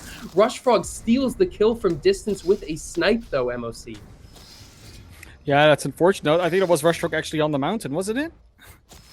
I believe. Yeah, it was. No, I think that was somebody else jumping into his face. I mean, we're on top of them right now, so no, the Rushrock took another kill right after that, and that didn't happen, did it? No, that didn't happen. Oh, yeah, I think it was just Rushfrog. But now Gigabyte is going down onto someone, has that firewall already up, throws down a few lightning strikes, and is just chasing down this player. They don't want to let go of this kill. And of course, with only 4 other players in the lobby, you do want to make sure that you get into that position where you can just watch from a safe distance, not be in the fray when that final circle hit. And Rushfrog just trying to get some more ice lances off. Does actually gets frozen up, is able to not take too much damage during that. Now running away to take some armor pots, and is actually able to heal and hide for a little bit. And this is what's going to happen in this last zone. Rushfrog on a tear, though. Already 7 exiles on the board. They could still go for the 10 bomb. And that would be a beautiful one to finish out this game and take the win. Oh, for sure. And we just saw him whip out about 4 Tundras, and he still has 4 Tundras in the pocket. I saw chat just explode when he froze up that opponent on multiple different levels. We'll see if Rushfrog can do it again, keeping himself invincible while doing it as well. Jumping up now, missing a close air shot, sees this opponent through invis. Nice eyes from Rushfrog as he's now going to have to take this fight directly. Here comes the Tundra. The first one drops, but it doesn't have much effect as Rushfrog still looking for that high ground. Breaks immunity on the Fortitude now, looking once again. Oh, I got frozen in mid-air. Unfortunate frame timing from Rushfrog as Knack 3000 takes down Solar Bear. 4 people left in the game. Rushfrog does get a potion off just in time, trying to reposition now. Sees the clouds blow up in front of him. Nice quick turn to blow up 2 times right there. Rushfrog breaking out his opponent's Vanishing Mist, but now just moving up into the attack. Tundra's coming out from both players as they must both be knowledged up. And the dash will... Oh! Flicking well, dashing through the storm. Rushfrog takes down Marcus, aka Apostle. He will have a chance to pot up now, but it is a 1v1v1 MOC. Yeah, that must be Gigabyte and Knack 3000 and indeed Rushfrog that are still left. And the 1v1's going on right here. I think Rushfrog's still hiding, potting up. Now Gigabyte has the high ground. This is such an important position to be in. Who can even get up here and get that first hit without using either too many runes or too much mana to get that levitate off? This is going to be a very, very weird ending circle. Look at that steep incline. That's not okay to fight on. And it's going to be super tricky to take this high ground back from Gigabyte. That's just fending it off beautifully right now. The fireballs are flying, the lightning strikes are going, and who's going to get it off? It is actually Knack 3000 that gets that kill. Marcus Apostle was their first opponent, and now it's Rushfrog going after Knack. They're both low. They both have no armor to speak of, and it's Rushfrog that just blows them up with a fireball. Beautifully done, using that positioning properly, and that was such an interesting end circle. It was amazing. Yeah. Rushfrog was waiting in the wings right there, dealing so much damage that he forced the other player to jump off of him. We saw Gigabyte up on the high ground encounter that player jumping towards him, actually trading into it, Knack 3000 winning that initial 1v1, and then Rushfrog coming to clean up at the end for his 9th exile and the victory in Game 3. Man of Class, these have been 3 extremely high-quality solo games right now. Oh, yeah. And this is just a broadcasted scrim, ladies and gentlemen. If you ever want to be a part of these awesome events, make sure that you hit !element and join the Discord, get involved, and join the community. Yeah, and everyone's been talking about, oh no, the Frostborn is just a trash class and it's not great anymore. And sure, it's not run as the main class a lot of the time. When you see the value you can get out of all those ice sorceries in a circle like that, with all that high ground where people have to get up or have to get in close to you to actually reposition properly, then you see how much value something like that can get. And fortunately, there were a lot of knowledge potions hanging around. Like, I don't know how everybody had like 5 of them in the end there, but everyone had like 5 of them. Like, that's not okay. And I already saw the call, like, oh, remove knowledge potions. I don't think that's the play, but this might have been a bit of an overkill with how many people still had them. And it's interesting as well because the knowledge potions are usually immediately assumed with the boulders, because that's the biggest burst damage. Yeah. Everybody says, oh my God, 8 boulders, that's so problematic. Well, 8 tundras looks pretty problematic when I'm watching that engagement with Rush Frog. He just froze. There is no getting Mm-hmm. out of that one. Also invincible for the whole period, but we cannot take away from Rush Frog's play right there. He played fantastic into that fight. And even though he slammed it up with those knowledge potions, I still think his mechanics were super shining through in that last fight. 9 exiles to his name. You can't just credit that to knowledge potions. That was a pop off from Yeah. Rush Frog. And we're waiting for game And I think 4. Sorry, you go.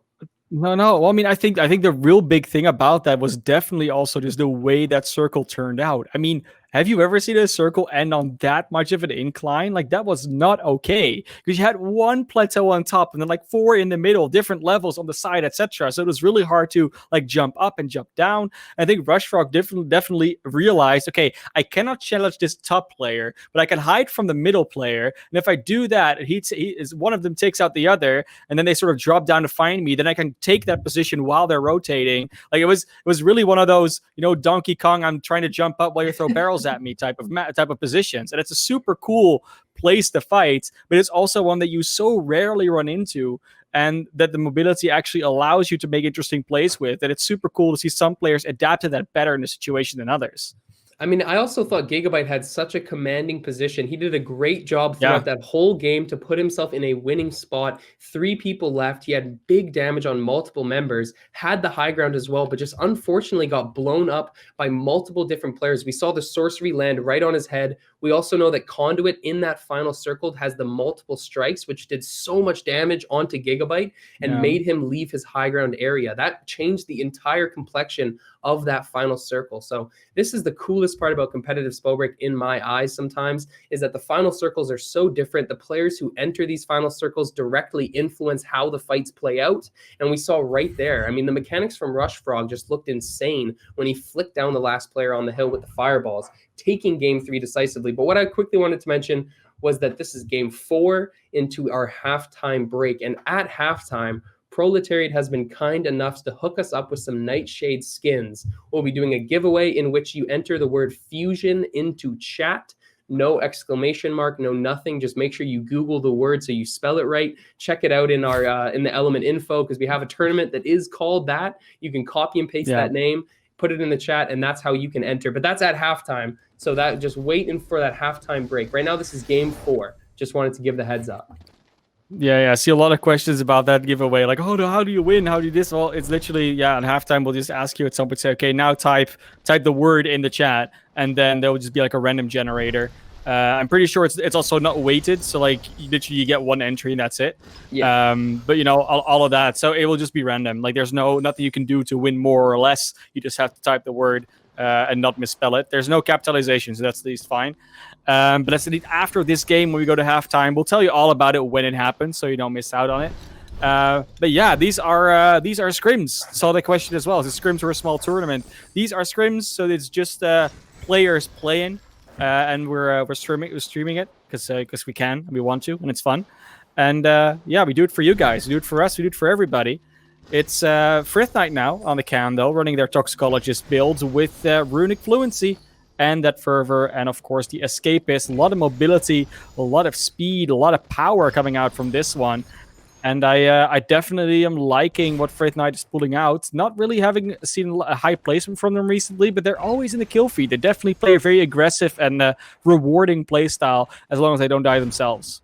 Yeah, for sure. And we see also Primotastic moving around. Bastion LMAO in that kill feed with Knack 3000 once again showing up with the kill on the Lightning. So this match is almost moving faster than any of the ones before. 26 people already now just left.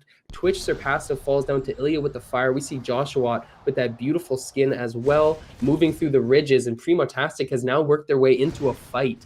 Beautiful loot, I must say, for the start of the game. Primotastic must be in a good spot to take this fight. Does eat a fireball, though. Nice use of the Stone Shaper Bedrock passive to build momentum, carry it into a dash to go even further. Cool little tip right there from some of the really great Stone Shaper players in the community. Primotastic using it once again to bounce his way out of this one.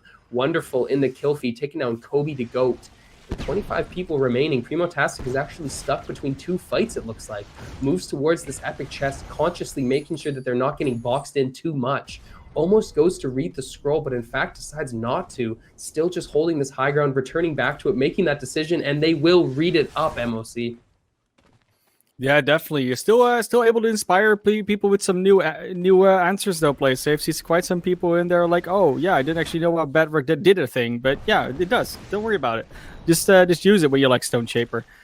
See the lobby definitely thinning out very quickly. Already on 24 left. Primotastic in a 1v1 with a player here. Indeed, still running that Stone Shaper that we were talking about before, and they don't really have a lot of accuracy in their builds. If someone is able to just keep high ground float in the air, it's going to be very tough for Primotastic to get the hits on them.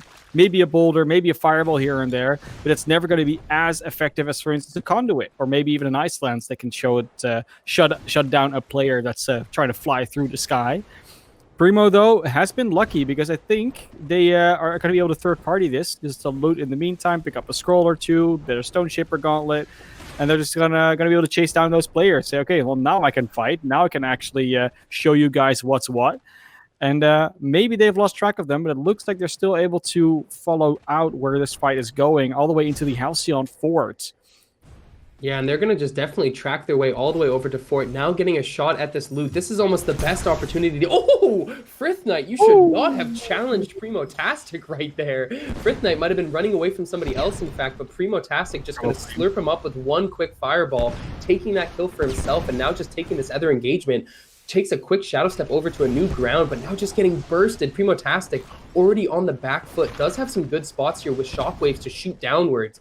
Primotastic once again taking Shadow Step to build up some space between them and this final player. They got so lucky running into Frith Knight at a low HP, but are they going to be able to capitalize? Another player takes a frost shot onto his opponent, so Primotastic knows that there's multiple people in this area, decides to just completely back off of this fight. Shadow Step going to come up off cooldown right now as well. Primotastic has so many options to try to peel away from this fight, as it looks like his opponent is not going to go any further here.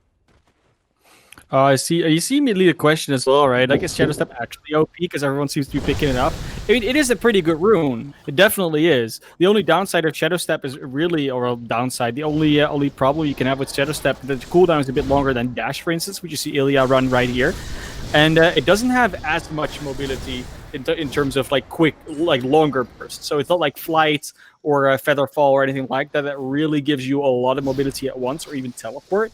But because you can use it more often, because it gives you invisibility, it's a pretty good tool to have, and very popular amongst quite a few different builds. Yeah, KQZ now in the kill feed on Paralysis, and now we got Ilya just taking this fight, using his firewall multiple times. Definitely some great pyro tips to take note of, ladies and gentlemen, as Ilya just continues to take the Firefly for a bit of extra mobility. Almost hits a beautiful air shot, but now he knows there's somebody else behind him. He took a Frost Snipe to the back that's really going to push him off of this fight.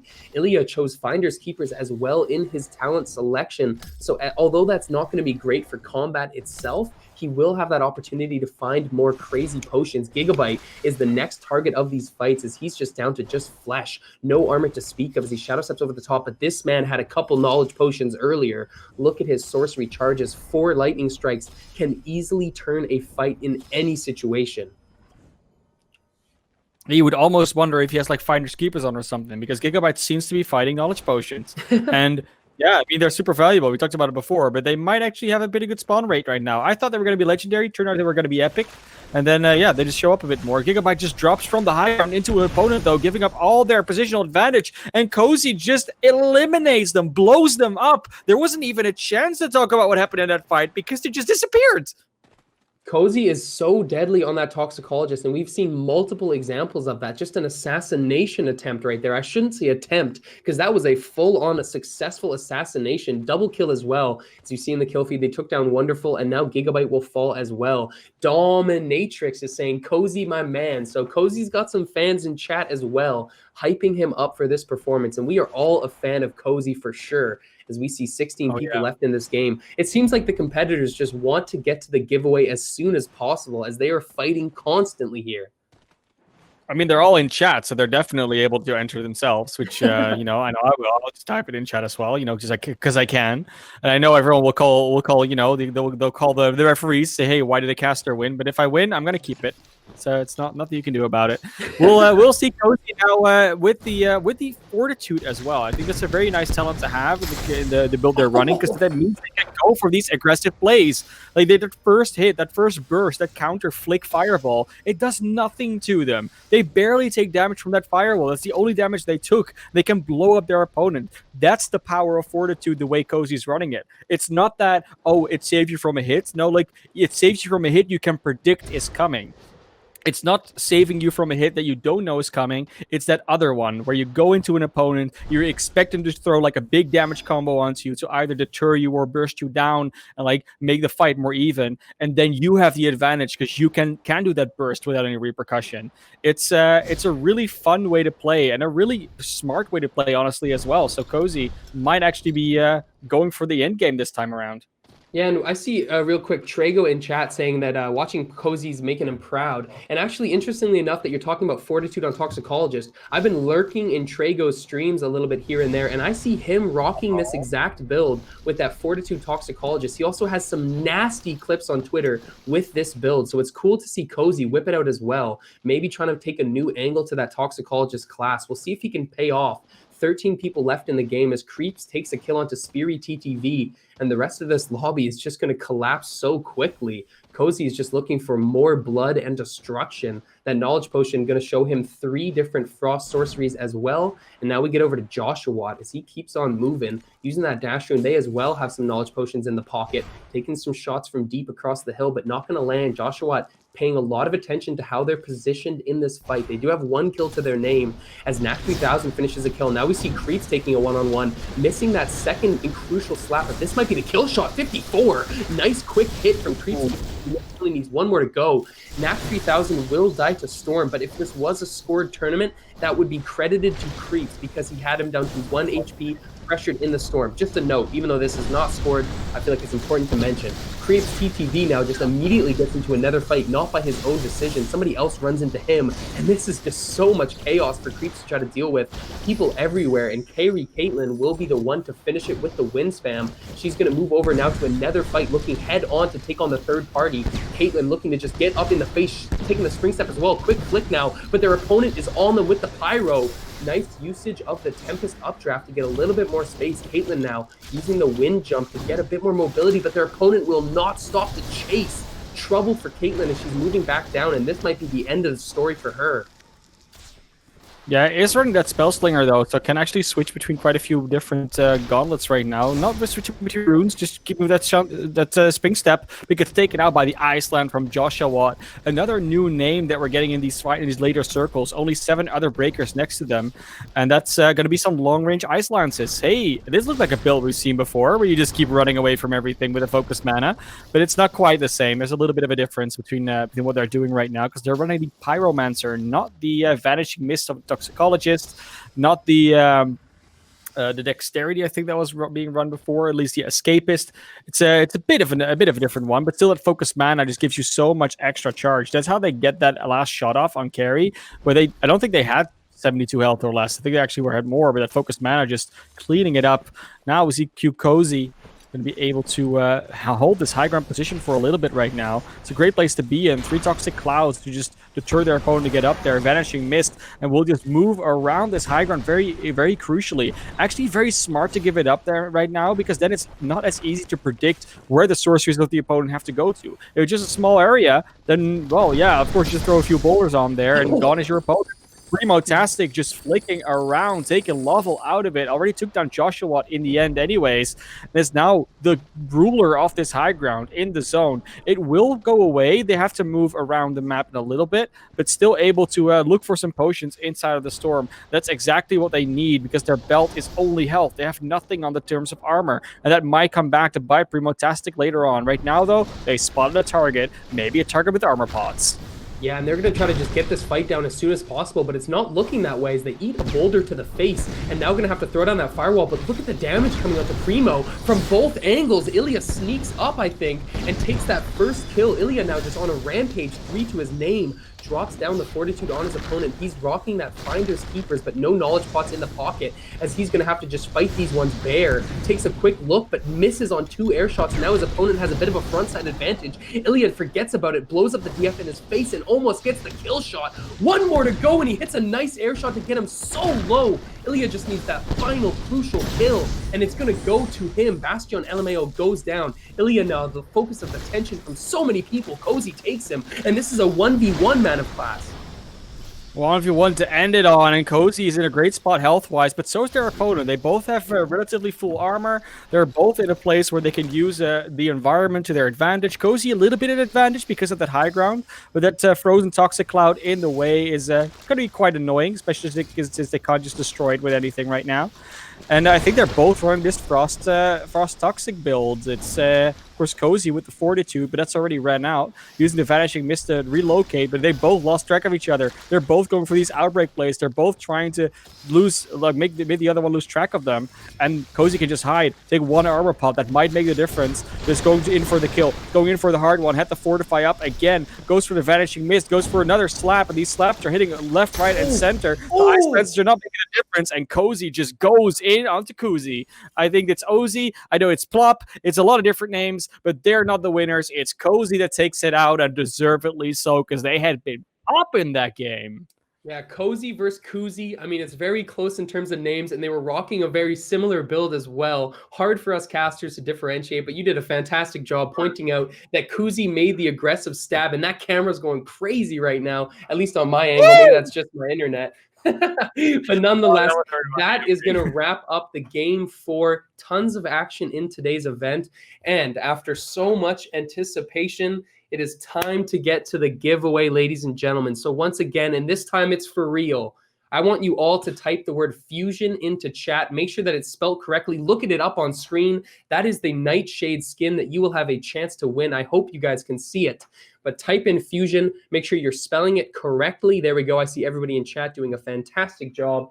The giveaway, the Nightbot will announce the giveaway winner in chat after the halftime break is over. And then we will go ahead and send you a DM with the code. So feel free. Oh my goodness, look at the chat explode. We love to see it. Yeah, just to be clear, guys, typing it more than once won't help you. I already see double names. If you're gonna keep doing it, we might actually start disqualifying you in the future. So don't keep spamming. I get it. We've seen it. If you've typed it, it's there. Don't worry about it. Yeah. And Takosh also, thanks for the sub. Get back into the everything. There's been so much going on in terms of support for the community. We really love you guys for it. And that's, of course, what Proletariat. And we also thought, you know what? Let's give a skin back. So we're going to throw it to the halftime break. Keep on typing. We'll let you know after the break what the results are. And good luck to everyone of winning it. And we'll see you in a bit.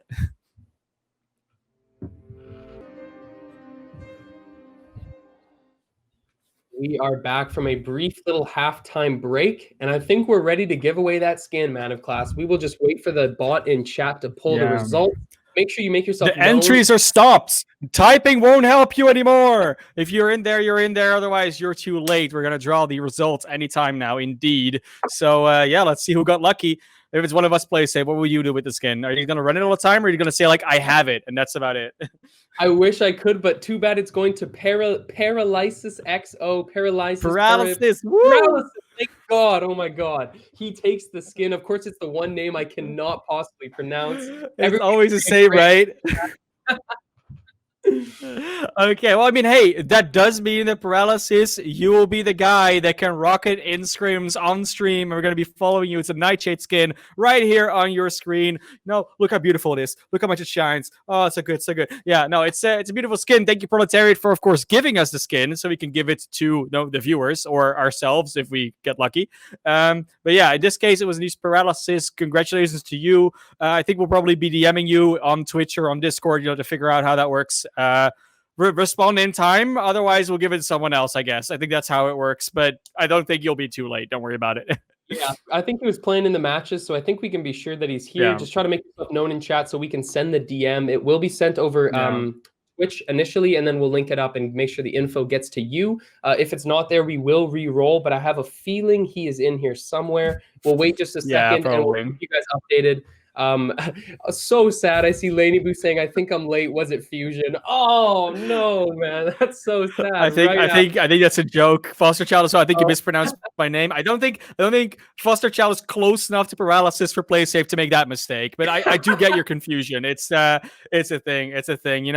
We're not just staff level players in Spellbreak. We're also staff level just people, I guess. Yeah, that's where we're at. But yeah, I mean that was halftime. There was the giveaway. I think we've done everything we needed to do. I think we can stop. Oh no, wait. We got another 4 games coming at you. I'm sorry. Almost mistaken. And we did the math correctly because we did 4. It means we have 4 left because 4 and 4 is 8. And just to Quick recap math, right? the first 4 games, Man of Class is the official mathematician in the booth, so he's got my back. Oh no. But to tell No, you no, no, guys, no, no, number no. 1 went to Chaos with a beautiful highlight play. Number 2 was taken by Exile. Number 3 was won by Rush Frog with 9 kills. And number 4 was taken by Cozy. So we got 4 more games remaining. They will still be played on the same server. Again, these are unscored matches. It's all for bragging rights, practice, and a bit of fun. We hope you guys are having a great week to start off. We know it's the Monday scaries, but we're trying to ease it up for you guys. Give away that quick skin. Gave it to, I'm not even going to say the name because I don't want to embarrass myself again. But congratulations to the winner, and we will wait for game 5. Just a little bit of a break now as we get into this next match, MOC. I really was gonna ask our observers, if you find paralysis in a game, you just be on them as much as possible so we can make play safe and learn this name. Because it's been weeks now, man. Like you gotta know. It's not that hard. It's one word. Come on. I think I'm going to have to refund my university degree because I still cannot pronounce Probably. basic words. What a waste of money, ladies and gentlemen. Nonetheless, Yeah, I a know, little right? but we got a couple questions about the first half that we saw. We saw some interesting builds. I mean, Cozy won a game with that Fortitude Toxicologist build that we see Trago running sometimes as well. We saw Ambidextrous make an appearance. Niku had it with the no talent on the front, but he had that Fervor and Ambidextrous build. Gigabyte, had an Ambidextrous build as well. So it's interesting to see what we got out here. Yeah, we definitely have seen quite some variety as well in what wins, but there's still that overtone of the Ice Lances, that overtone of the toxic clouds, the vanishing mists. And as we're going to be going into the next game quite soon, I see the ready ups have already been given. I'm going to be looking forward to seeing even more experimentation being going on. We saw, we saw different styles win as well. So it definitely goes to show that there isn't that one class that it's completely overpowered, although it seems to be a heavy preference for a lot of players to still end up with a Toxicologist, either in the Toxic Offhand or the Toxicologist main, as well as that Ice Lance that just keeps coming up in those beautiful snipes. Because it's mechanics, guys. These players know what they're doing. They can hit the shots. And if you can hit the shots, Ice Lance is almost by far the best weapon. Because the flicks, the long range, and the burst that it does, there's almost no downside to it if you always hit the shots. It's the classic sniper conundrum that you have in all those FPS games too. If you hit all the shots, it's always going to be the best. But not a guaranteed win, as we saw before.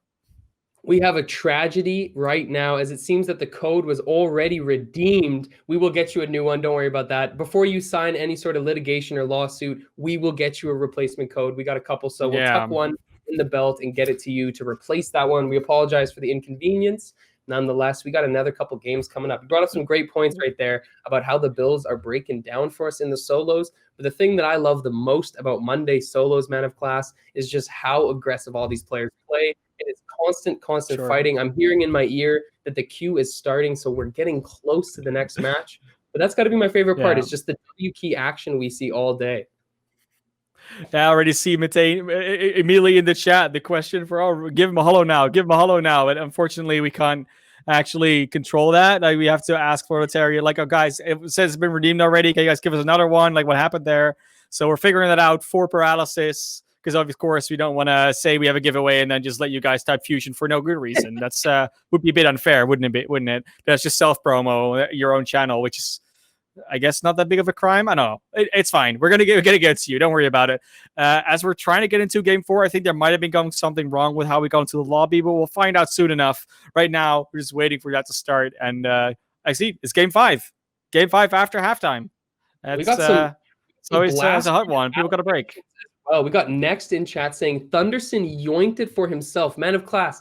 The litigation and the lawsuits are on their way already. I see that Varela on their way. Attorney, you're in trouble here. I mean, the problem is that Yeah, we're talking about Spellbreak here, guys. It means he can just put a Vanishing Mist on himself, and you'll never see Thundersin again. That's the problem we got there. So we'll try to keep track of him. We'll try to pin him down, but without a good Stone Shaper in our backs, we can't Boulder Fall him, and unfortunately, he might just get away with it. But we'll get another code anyway, so who cares, right? Yeah, I mean, I hope so. Definitely going to keep you updated, though. Just message back the person who sent you the code, the Element Twitch, and we'll we'll recode. So used to scrimming, I'm already saying requeue for random words, and we'll make sure we get you that right.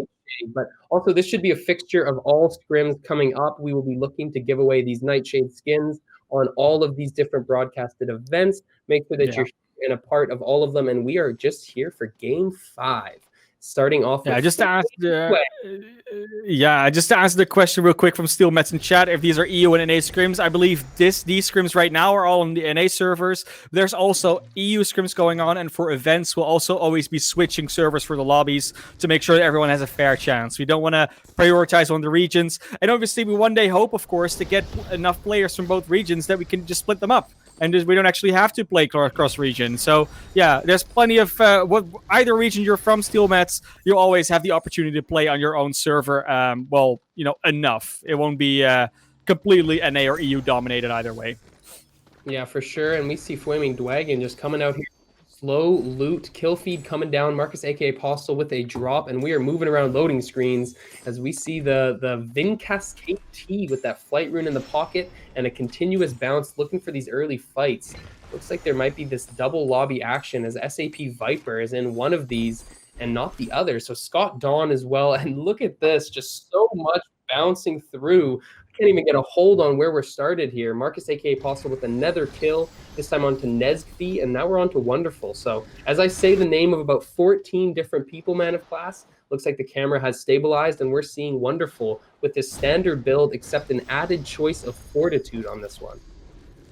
Yeah, I mean, we saw it just now. Cozy winning a lobby with it. That means that all of a sudden half the lobby is going to be running it to see what it's all about. Dramsey probably fell off the map somehow. I don't really know how they killed themselves. Might have been a pyro in their face. Could have been something. Could have been something that they were doing. Wonderful, at least, is going to be looting up.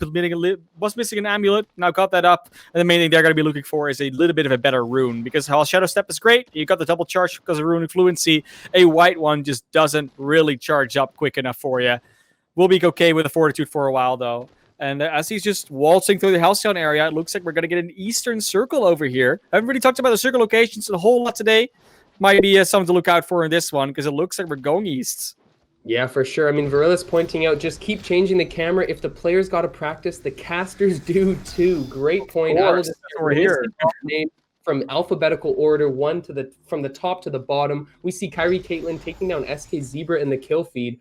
Now Wonderful still just slow looting the entire side of this Halcyon. He knows that somebody must have been here before him, can see that all of this has been popped, and there is the culprit. Now Wonderful going to have to just try to take this fight, jumping up, trying to peek over the top. Knows he's fighting a toxicologist now as he sees the puddles on the ground. Going to rotate up, knows that his opponent is probably looking into this spot to try to find a new position. Wonderful now has a chance to take a shot, but misses, and his armor is going to suffer because of it. Falling off now, falling down to the bottom side, almost no armor to speak of. His opponent just will not stop this persistent attack. Almost freezes him up, though. Nice charge from Wonderful to throw the Cloud into that top side of Tundra. Wonderful now bouncing off to the side. Definitely trying to keep himself balanced across multiple fights, as you see 4 people have entered this Fort Halcyon area. Bouncing over, and this is looking very dire for this player. Fortitude is going to come up in about 8 seconds. We'll see if he can build enough space to get that charge bounced up one more time, as he definitely is looking to take these pots. Dodges out of the way. Matrix is a frost snipe, in fact, and will just look to try to take a kill here. Yeah, Wonderful so far has been pretty lackluster about their movement, though, because even though they have the Vanishing Mist, we're really overusing their Shadow Step to reposition earlier on. That's why they took so much damage from the Toxic Puddle, because they had no mobility to get out of it. Now, hopefully has learned from that. Might not have. We'll see soon enough. But definitely is now able to take some Iceland shots from range. Hits one, trying to go for more, but definitely still head on the swivel to not be third-partied, fourth-partied, fifth-partied from the side. As we know, Halcyon is the perfect playground for players that want to do that. He's now going to take the outside angle, trying to follow the positioning of the 2 players fighting over there so they can maybe get some more shots off, maybe try and get the third party in themselves. But so far, it's been coming up fairly empty for Wonderful, and they're just hiding in a tower. Yeah, Exile gets a kill onto Canna, and you see Wonderful from that position that you mentioned, hiding up here, just trying to maybe take a shot, but doesn't actually pull it through. Now we see he's definitely going to go around the side. Fortitude is back up off cooldown, so he can be a little bit more aggressive with his approach. Seeing this in the kill feed, Spirit TTV takes down Exile on the backside of his kill onto Canna, and this lobby is a little bit slower than before. We see that has had these players just try to take a step back from the aggression. Bouncing over to VA Fire Medic, has no armor, but is going to drink and try to change that situation. Seeing him, quick little bounce of the camera. Not sure what happened there, but he died in the blink of an eye as Joshua takes down 47 Daily, and this is the other angle, looking for a potential kill shot. Wonderful misses off the left side and has to go for the other side now. Takes that Shadow Step, really long cooldown due to its common rarity, but he's still just going to keep his aggression. Sees this player, looks for it now, but just trading so poorly. Gets a huge slap. That's an Observer bug. It was not a 75. Still big damage nonetheless. Wonderful does get away with this one, trading openly, but I don't think he got the advantageous position there. He could have had a kill if he maybe went in there a little bit slower. Yeah, and he still doesn't have any armor pots. It's really, well, not playing as intelligently as as you could maybe want to. A lot of things to learn from, but that's why we do these things. No, it's not just you scrimming and finding problems in yourself. You can also just listen to us, and then we tell you something that you're doing something wrong. I mean, half the time we're right, half the time we're wrong. So it's really up to you which information you do take. But you know, that one, I think there's something to take away from that one for Wonderful. And we will go back to Device TTV. Actually, no, jumping over to Vintas KT, trying to use their Vanishing Mist to reposition in a 3-player situation because there's fighting going on around this area right now on the mountain. Vintas TK is trying to follow this up, trying to see if they can clean up somewhere, but chooses the better of it. Just try and see what's in here. Let me loot a little bit, take that legendary safeguard potion probably, and it's just making sure that he doesn't get ambushed from a side. The bush strat, it's a popular one in whatever game that has bushes. Jumps out straight onto their opponent. No outbreak because the bush was their invisibility type, and it doesn't count according to the game. Will now just try with their mobility from that Vanishing Mist to go after that fight. The alacrity is too much to keep out with, and just chooses to hide with their invisibility rune instead. Vintas, so unlucky in their positioning that it just cannot keep hitting these shots. Again, gets jumped on. I don't know if this player knew they were there. They're just going to try and get the slaps back on. The outbreak doesn't quite land enough, and Vintas under so much pressure right now. Both players out of armor. But the positioning is in the advantage of the player on the middle ground. And then we see someone in the distance on the high ground as well. This is, again, a 3-player situation. So many players around this area right now. This is going to be a very hotly contested spot. And whoever's got the high ground, it's got the dominant position. Vintas trying to get away, trying to wait for that invisibility rune so he can make his escape. But with that Vanishing Mist, that might be all they're going to get out with. No, they actually get away. And now there's a third party again coming in. So Vintas gets the heal back up, play safe. This guy is just uncatchable. Yeah, he just chained off his Vanishing Mists with his Invis rune, making it really hard for his opponent to actually keep track of where he went through that Invis. So from that, Vintas will get away, and as you mentioned, take a quick pop, but apparently not far enough as an opponent is right on top of him. Vintas has no fear though, going straight into his face. Sees it's a Frostborn and knows that he has that close range advantage as Toxicologist. Will not stop this aggression, but his opponent is just putting him down with that offhand Toxic. Vintas now has one more chance to maybe turn this fight with the Frost Knife, but he can't quite get it to go, and now he will fall. TTV Scott Dawn is credited with that kill, and they will fly out as soon as possible. Jumping quickly through now to Even Guard to reposition and maybe take a pot. Has 2 safeguard potions in the belt. Just saw a teleport come out from his opponent Conduit, so Scott Dawn knows he has to get out of here and get out fast. Thankfully, that Flight Rune is going to do a lot of help for him, but Lightning on his tail. Can he escape? Recovery helping him out immensely in the late side of this fight, or should I say escape? TTV Scott Dawn so close yet so far from getting out of this one. Yeah, TTV Scott Dawn definitely needs to be careful with that lightning from range. Quados just so easily swipes it out of the sky over a longer period of time. Now gets to actually maybe fight another player straight away. Full health, for armor, so he's definitely in a great spot to do so. With a Runic Fluency, he'll have double teleporter charge anytime. Already used the lightning strike to get another one back. That might be 3 in a row. But he gets 1, gets 2, and Quados is gone. Gets the heal for free now. Interesting point brought up in chat as well from Quick Ben, talking about Toxicologist without Escapist feeling very bad. And as that point is brought up, we see Sir Passive running that build with the Escapist. An interesting point, because people talk about the mobility of toxicologists, and escapist adds such a high dimension of that. You see as well when you're running through the storm and the just general speed passive it gives you. Gets so much extra movement as Sir Passive takes advantage of that, hits a flick from super close range, and is now under massive pressure to get this kill done. But it looks like he is the one who will be finished as Cozy gets the slap and chains it up into another vanishing mist, looking for more opponents or potentially some time to pot. And that's exactly what's going to happen. Cozy already has all of his scrolls fully read up, and Man of Class, it looks like he's trying to get a repeat W here. Yeah, I mean, we've seen it before. Double W's have been happening, but I would be interested in seeing Cozy get a triple. That would be great if they get 3 in a row. No one's done it before since I've been around with Elements. So I would love to see it. At least not in scrims, in solos. It's trios that might have happened. I don't know. Haven't been able to cover all the qualifiers, but Solar Bear now under a lot of pressure, trying to not get edged out by the storm, but still get the snipes off. Actually doing a lot of damage to the player that they were targeting inside of that windmill. Is not able to follow up. The tracking is gone. Oh, they found the Invis behind the wall, almost in the storm, using a beautiful Tundra, freezes them up, takes them out, and that is Lair TV going out of there. That's a teacher in German for anyone who's watching. That's the German teacher TTV.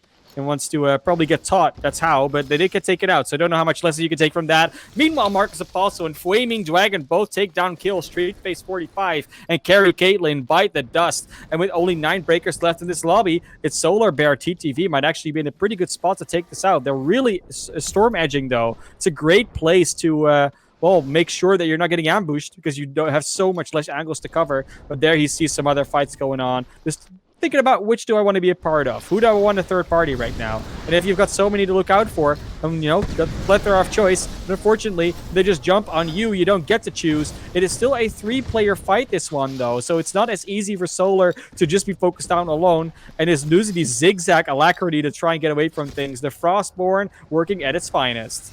Yeah, and a great point from VA Firemedic about how that uncommon Frost is really going to be a hindrance to Solar Bear in the late game if he can't upgrade it. Frost makes such a big jump in damage once you get up to that purple and legendary rarity, and Solar Bear is just stuck on this uncommon level. Let's see if he can take it. He has a couple fans in chat, such as Steel Mets and Hermaeus Mora, cheering him on as he takes this fight. Doesn't quite get the vital kill shot, and now he's going to just try to reposition, but I think his opponent spotted him. So Solar Bear has to make this quick decision on what to do. Is he going to back up and look for maybe some more armor pots to drink as he has none in his inventory, or is he going to continue to look for a fight? He does have scavenging, so if he does get a kill, resources will come his way automatically through that talent. He just has to get the kill shot without taking much damage in return. That sounds easy, but it is such a difficult task in these competitive lobbies. Just barely gets away from that when his Flaming Dragon secures the kill into Primo-tastic. Solar Bear got a nice shot, but it wasn't enough to get the kill. Now Flaming Dragon is on the back foot. Solar Bear is just waiting for him to come up and hits a huge shot onto the top. Now Flaming Dragon is in a bit of trouble, but Solar Bear gets so close up to him, is not afraid of anything as Kuzi takes down Cozy. And now these fights just go off in the center. Solar Bear getting burnt up, but takes a fireball straight to the face of Marcus aka Apostle. Flaming Dragon sneaks up behind him and finishes him off. Now it's 1v1v1 as Flaming Dragon is taking potions, just desperately trying to get their HP and armor back up to standard. Huge boulder for 40 as now this fight is just going to unravel. All 3 players are in different positions. Flaming Dragon is down here on the low ground and just trying to make an aggressive move, Man of Class, avoiding that fireball just barely. I'm going to get another new victor because Cozy's been taken down by Kuzi. The matchup went the other way this time around. Last time it was Cozy coming out on top to win the lobby. But Flaming Dragon losing all their armor right here is going to be under so much pressure. But the other players are in more trouble. Kuzi, once again, not able to close out this lobby. And Flaming Dragon trying to finish it out. Get some armor back with their Stone Shaper, with their Shockwaves. They're not trying to go for the boulders. Actually hitting their opponent. They're both almost out of armor. They both have barely anything left. It's Stone Shaper Pyro versus Stone Shaper Pyro.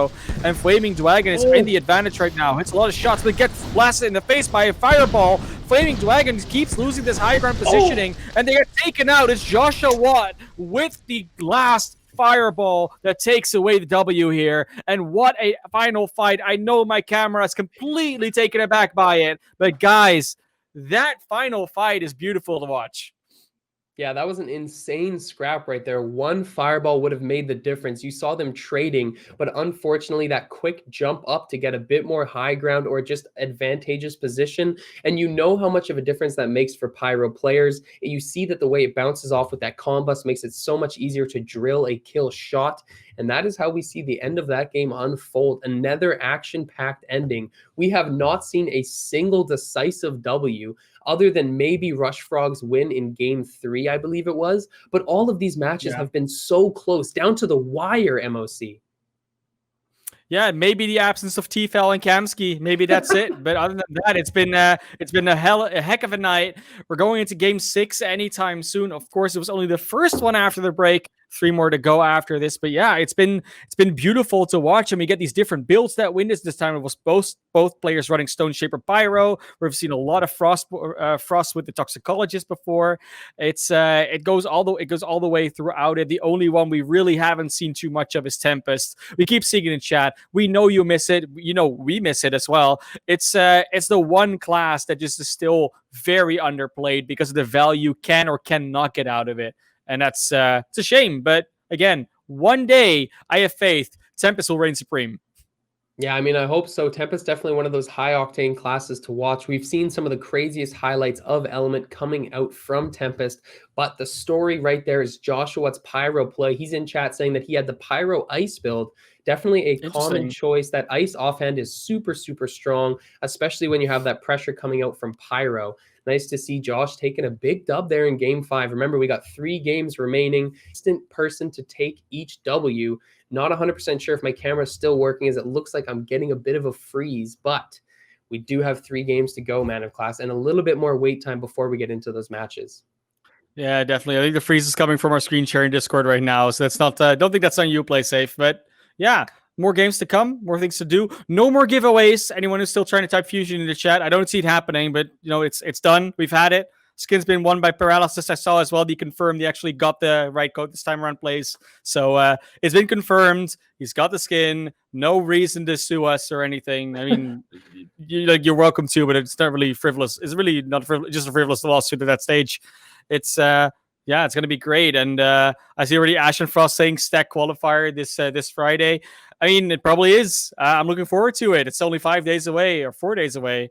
I know I'll be casting that one. So that'll be great. And before that, we still have Thursday Scrims, which is going to be Squad Scrims, which we're also streaming for the first time. So that's also great. Yeah, tons of new stuff coming. And also for that Friday qualifier, Man of Class, I believe it is you and I casting that. So this is a little taster for anybody who hasn't seen us as a duo. This is a warm-up for what's coming up on Friday. And as you mentioned as well, the Thursday broadcasted Scrims, a new event for Element. We're trying all sorts of new content from the support of you guys. And we got more coming your way as well. As we said, 3 games remaining. We've had different winners in each match. I have a list here we can pull up. Actually, we just talked about it, but it's Chaos, Exile, Rushfrog, Cozy, and now finally we see Joshua joining that list of today's victors. We'll see if we can keep that list. Yeah. I personally think we're going to see different winners in each game, but we'll see exactly what that comes out to be. It's possible, right? And it also depends like who gets in the right queue, because I think we've got more than one lobby going on at the same time this time around because of the the amount of people that want to scrim, which is great. I love to see more and more of you come in here and try your hand at it. And of course, don't feel worried if you think, oh, I'm not quite there yet. I will never be able to hang with the big guys. That's fine, because we also do newer player events. You can also play in scrim type environments with like a more of an organized lobby when you're not on the top level and work your way up there by just practicing against people of your skill level in that way. Of course, there's no real matchmaking system which works that way. I mean, we wish there was, but we try to not overwhelm you the first time just getting popped by Ice Frog or getting a weird camera in your face like you're getting right now. For sure. But now, yeah, we just got to burn a little bit more time here as we wait for that next game to start. Just trying to fill in that void, see if we can get you guys a little bit more information about what you're seeing. And also a topic of today that we've been talking about is the fortitude and the presence of fortitude in these games. Yeah. I don't know if it's whether or not it's just because it's a cheap talent to put into your build, sort of like a glue talent that fits a lot of boxes, but we'll see. I mean, it does seem to have a prevalence in these games. Yeah, and the thing is, even if it is a glue talent, right, it still opens the opportunity. It's like, okay, I have the talent, but what do I do with it? And players finding out what they can do with certain of these level 1 talents because they have to fill a gap has been really interesting to see. It's Fortitude. You've seen it with Finders Keepers happen in the past. You see it with Spellslinger even to a degree. I know my camera is horrible today, guys. I'm going to try and fix it in the meantime while the game's going on, but we'll see if that actually proves to be valuable. I might just have to take down the green screen and then I won't be in HoloLens anymore. I'm sorry. I know it was an illusion. I know you thought it was actually there. It's a green screen, guys. It's fake. Don't add me. It's sorry. Somebody saying who deep fried MOC. Well, not right me, there. but yeah. Yeah, the camera's getting you up, man. We also saw OSK last week with the same Halloween theme camera. We just got to make sure we get out of that festive spirit. I see that the green screen is having some changes done to it as well. But we talked about Fortitude. I'm just taking it off. Talked about ambidextrous pretty much all day so far as well. But I mean, the real thing that we also see is the continued presence of those talents that are always in the game. Runic fluency recovery, always going to be a staple in these games, even if it is a scrim environment where it's the perfect time to get some practice. Everybody wants to make sure they're at least playing with the builds they think they're going to be running in a game. It's almost pointless to practice something that you have no intention of running. Yeah, definitely. And, sometimes you can just have fun. Like that. Sometimes scrims are also a good place to just, well, not experiment, but just have fun with a build you're never going to be actually running in tournaments. I going to be swapping up that camera now, and I think we should be good for the next one without the green screen, but that's how it'd be sometimes. Yeah, we got game 6 on the road here. As you guys can see, we got Marcus, aka Apostle, looking for a little bit of loot on the front, and SAP Viper with a kill early. Now we see SAP Viper continuing on this camera angle, taking some shots onto the opponent, flying away. See if he can land these air shots. Not quite. Trying to just take this last kill. His opponent is getting that high ground on the roof, and Viper just barely goes down to Kuzi, though. Unfortunately enough, Kuzi does finish off that kill, has the recklessness selection as well. So that's very interesting to see, as this lobby has started off quite hot. See if the rest of these players can follow suit with this aggressive start. Kubin takes down X-Balade, and we got definitely another early game scrap. Yeah, it definitely looks like it. So far, I'm looking into a situation where Kuzi could maybe get into that final zone again. Definitely going for more of a blow-up build. So trying to still use the Vanishing Mist, but also trying to blow up players or try to follow them by throwing the Fireball straight into it. And now Cozy again going for those long-range snipes. We saw Exile do it before. That's how they won that game.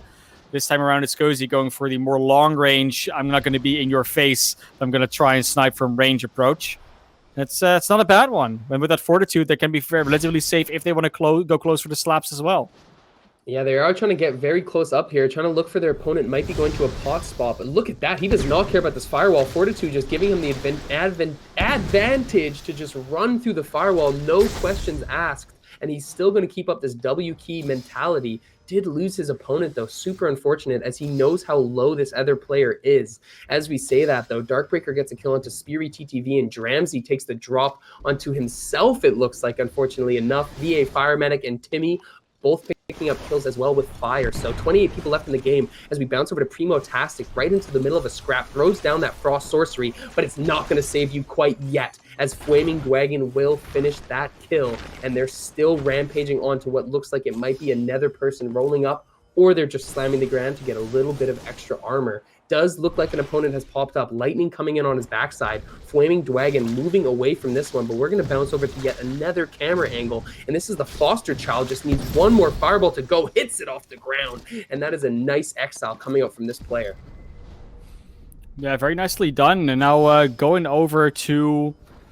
I mean, it's interesting to see that they're running that Pyromancer and then have the Frost in the offhand. Like, we always talk about, like, how good is this, how good is that. And right now, you're really looking into a place where, you do sometimes block your own follow-up because you run the Ice Lance that can break your firewall, for instance.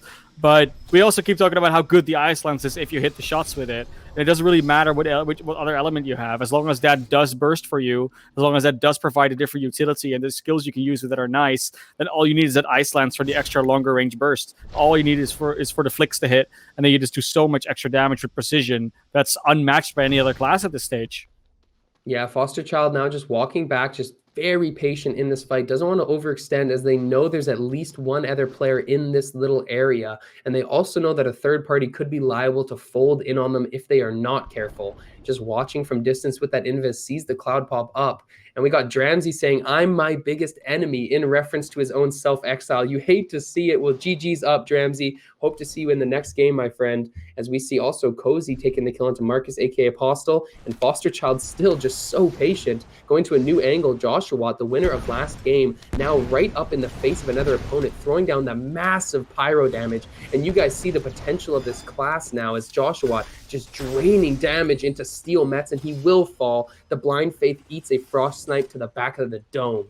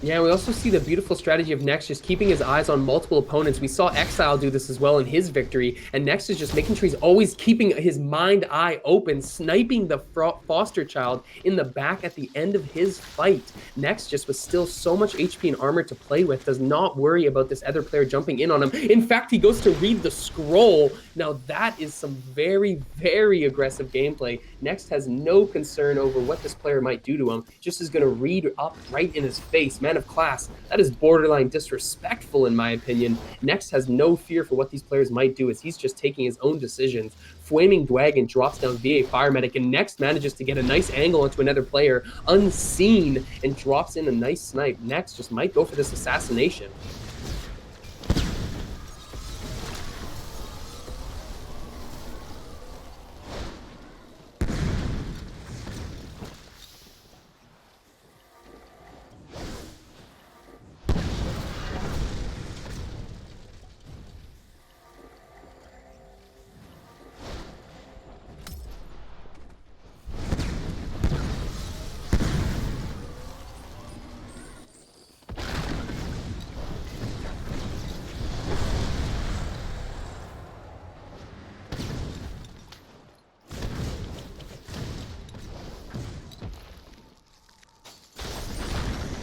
Oh.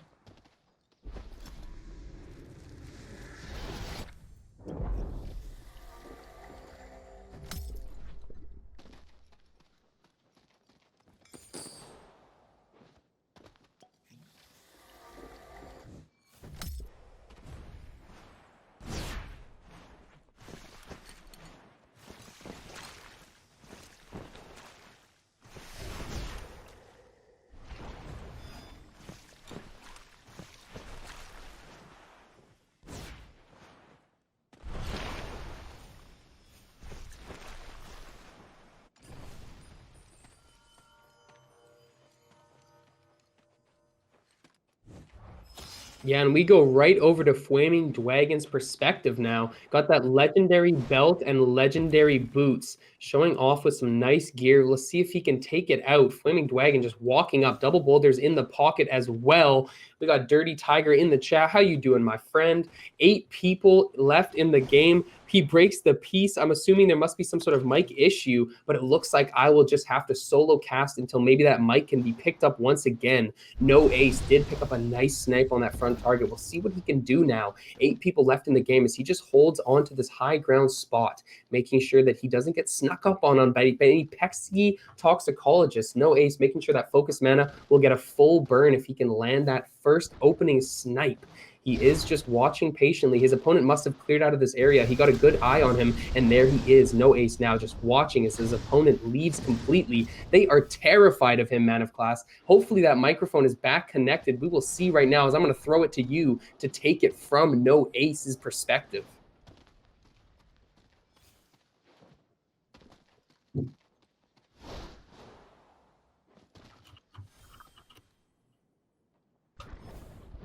Apparently not. Apparently it has not been fixed, so I will just jump over and take this end game myself. The solo cast begins as No Ace is just completely waiting himself out here. I think he's waiting for your commentary, Man of Class. He doesn't want to play without your beautiful voice in the background, and I gotta respect that. But nonetheless, Solar Bear takes down Cozy. Flaming Dragon drops Quados, and we see this angle as he tries to take a shot, but it's just way too far. No Ace predicting too much movement from his opponent, and he is just so patient. I would love to see a new camera angle as this player does not seem concerned at all with pushing into the fight. You can see though, players, as he is just watching the circle close in, he doesn't want to take anything too far. Solar Bear though is right up in the face of another player on Frostborn of all classes, getting right in the action. It's frozen on a different level, but his opponent is not in the same room. And Solar Bear blows up a cloud to show where his opponent is. This is some super high IQ gameplay coming out from the Frostborn player. Waiting down in the basement to sneak up on his opponent, has focus mana as well, as we mentioned, so he should have a huge amount of burst. Caitlyn takes down Lara TV, and we'll see if Kyrie can make a difference in the final circle, but this one is collapsing. 4 people left once again as Solar Bear throws down a cloud, blows up immediately, uses that Frost Sorcery to maybe clear out a bit more area, takes a potion as well. Solar Bear TTV definitely playing this so careful, and we've seen from multiple angles now, people have just been playing so slow into this final circle as Solar Bear just moves around. Doesn't have that runic fluency. Again, he's taking that focused mana, so he's going to have only one option to take that fight. I cannot see the game play. I'm going to need the production manager to switch me back. There we go. Solar Bear TTV gets the kill just in time for me to catch it and finishes the exile. Apparently, Man of Class is back on the broadcast. Yeah, sorry guys, because of the green screen issues, I had to reload the camera and that messed up all the audio as well. That's on me. Sorry for a delay on that, but at least you should be able to hear my voice now. As much as you weren't waiting for it, it's back. So Solar Bear TV gonna actually be able to try and finish up a kill right here, going after a Manifold's player. No, they're not gonna actually proc that, because why would you? It's last zone. You should be looted up by all means. And Solar actually getting an Ice Lance to the back. Now getting some toxic puddles in their face. Cannot keep healing up. Low on armor, still has a potion proccing right now, so that's a good change for them. They're using the alacrity to try and move around the map, reposition, and take another armor pot. They're under a lot of fire, but they're not taking a whole lot of damage. So Solar are doing a good job of dodging and using their mobility effectively, but they're all just about out of runic charges, just about out of alacrity to use effectively.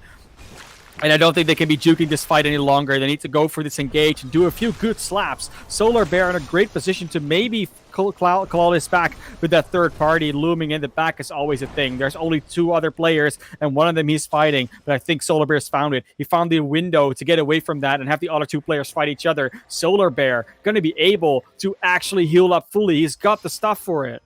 And goddamn, I'm just imagining the sweat pouring off of Solar Bear's hands right now. We've been watching him for 4 minutes, and he has not stopped crouching, moving, dipping, dodging, diving, ducking, making his plays known as he's trying to take this Game 6 W. He has 5 kills to his name already, and he's backing up with that Shadow Step, making sure, once again, his position is very conscious and minded. He's trying to make sure he can get a huge Frost Snipe onto one of these players. Once Frostborn gets into this final circle situation, that overcharge can swing a fight or the circle itself completely if you can plant one of those. And that looks like what Solar Bear might be trying here.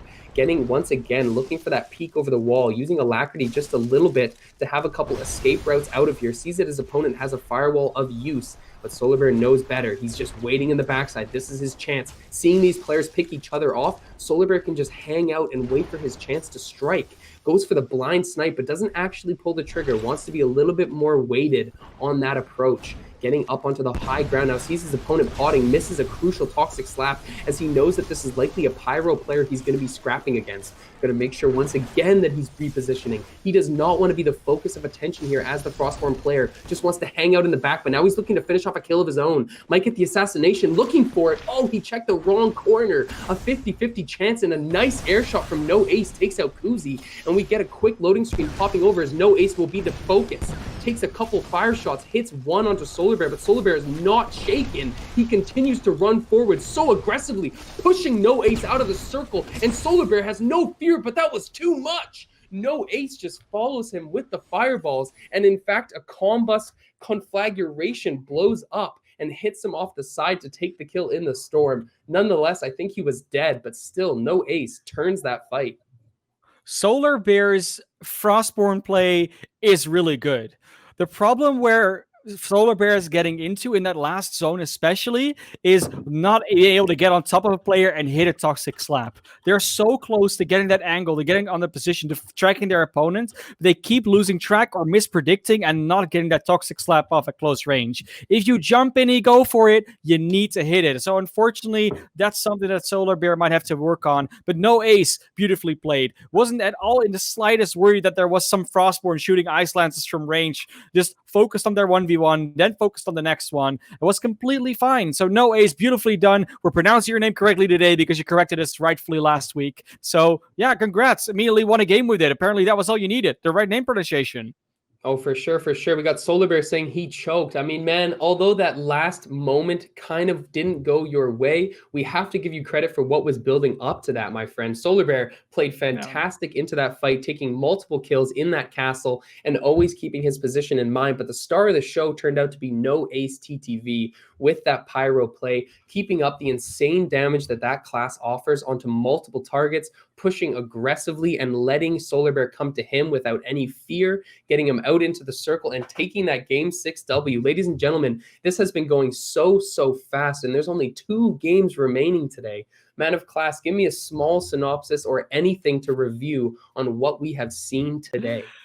I don't think a small synopsis can cut it here, play safe. I mean, honestly, the thing is, we've been seeing so many different builds win and so many different builds do well that the only synopsis I can really give you is we haven't seen a Conduit or a Tempest winner, I think. I think that's the only things we're missing right now.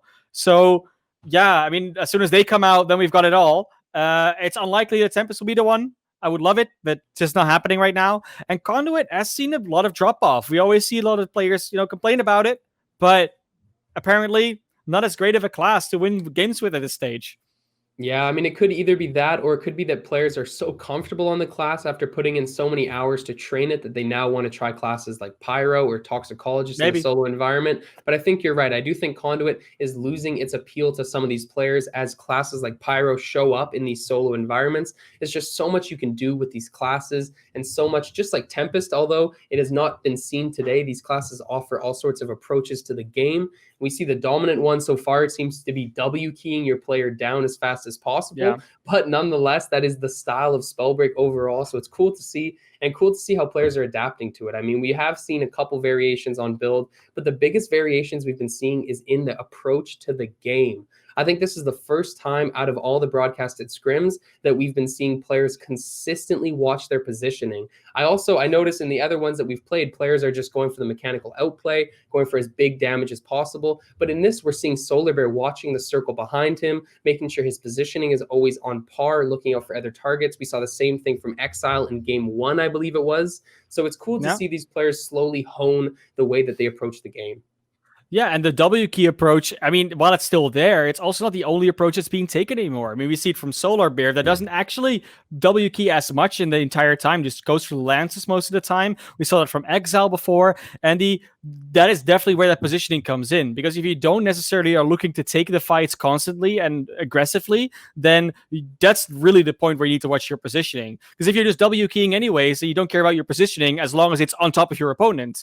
But if you're not trying to get on top of your opponent, trying to shoot shoot from range, then all you have to do is watch your positioning and then hit the shots. Like it's a very just contrasting play style, and I think that is a big part of what we're seeing right now. Well, whereas W keying is still good, it's mostly good when you display these specific type of class combinations, these element combinations. And when we see players develop their play styles with different combinations more and with different builds, they also realizing that it's not just the combination of stats and damage and how they work that makes it good, but also that you play differently around it. So, for instance, if you play a conduit, you're going to play very differently and have a different range than when you play a Stone Shaper or a Pyromancer or a Frostborn or a Tempest. And that really comes back into your point about we see people watch their positioning, because those type of builds that don't only W key are becoming more popular now.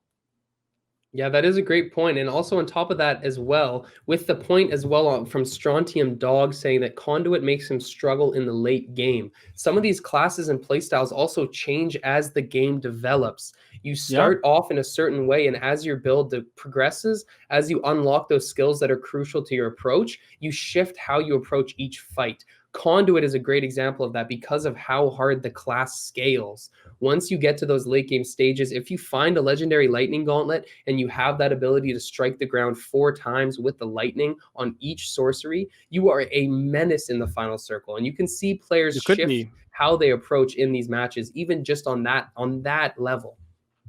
Yeah, but then, like, on the other hand, right, if you don't hit that lightning strike, if you don't get that sorcery off correctly, then you're also running into the risk that your primary fire is just not as good, and the skills you get from Conduit in general might not be as good. Yeah, you get an extra rune charge. Yeah, that the extra damage if you keep hitting shots is good. But you see how much of this game is starting to develop about getting that one quick flick, that one quick burst in, and that's not what the Conduit does. So you have to have a good offhand gauntlet that then doesn't do as much damage or has as much utility as the other classes do. And that's what that late game doesn't provide you with Conduit. So I do get that point. But then again, it's all personal preference. And if you can consistently hit those sorceries where you can deny your enemy to do anything in terms of sorcery, spells, or rune charge, then you might still be able to burst them down anyway. So if you get good enough, anything can work.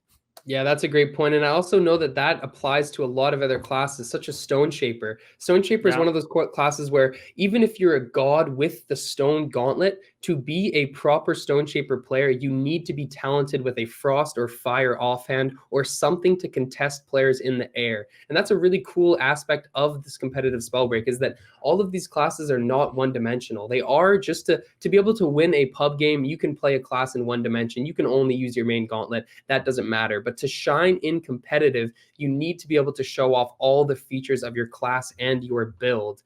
And bears in mind saying, I vibe with that comforter though. Thank you, my friend. You like this bed in the back. I got this hangout room. We got a couple more minutes to burn MOC before this game 7, I believe it is, starts.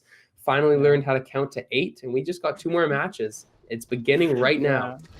And look, I would have taken my own green screen down, but the bed that's behind it is completely not in shape to be shown on stream. I might do it some other time, guys, but not today. We'll see the foster child first on going out. And of course, if you lost your parents, if you're a foster child, it's always nice to get some attention on stream. Unfortunately, though, it's more interesting to watch some fights. So Darkbreakers is straight away going at it with their opponent. Doesn't quite win that one. Was running the Stone Shaper, but couldn't get on top of them with some actual shockwaves. So Cloud Healer is going to be taking that out. And Darkbreakers out early is definitely a surprise. The first death in this entire lobby, outside from our observers, Brett and Docta. Not shout out to those guys. Yeah, don't care at all, though. Just finishes that with a fireball from deep, but there's another player behind him. I don't think he quite saw that. And now he jumps over the side, takes his flight rune to try to get away from this third party. He did finish that kill with just 1 fireball onto the first player. I believe it was Cloud Healer, as you mentioned.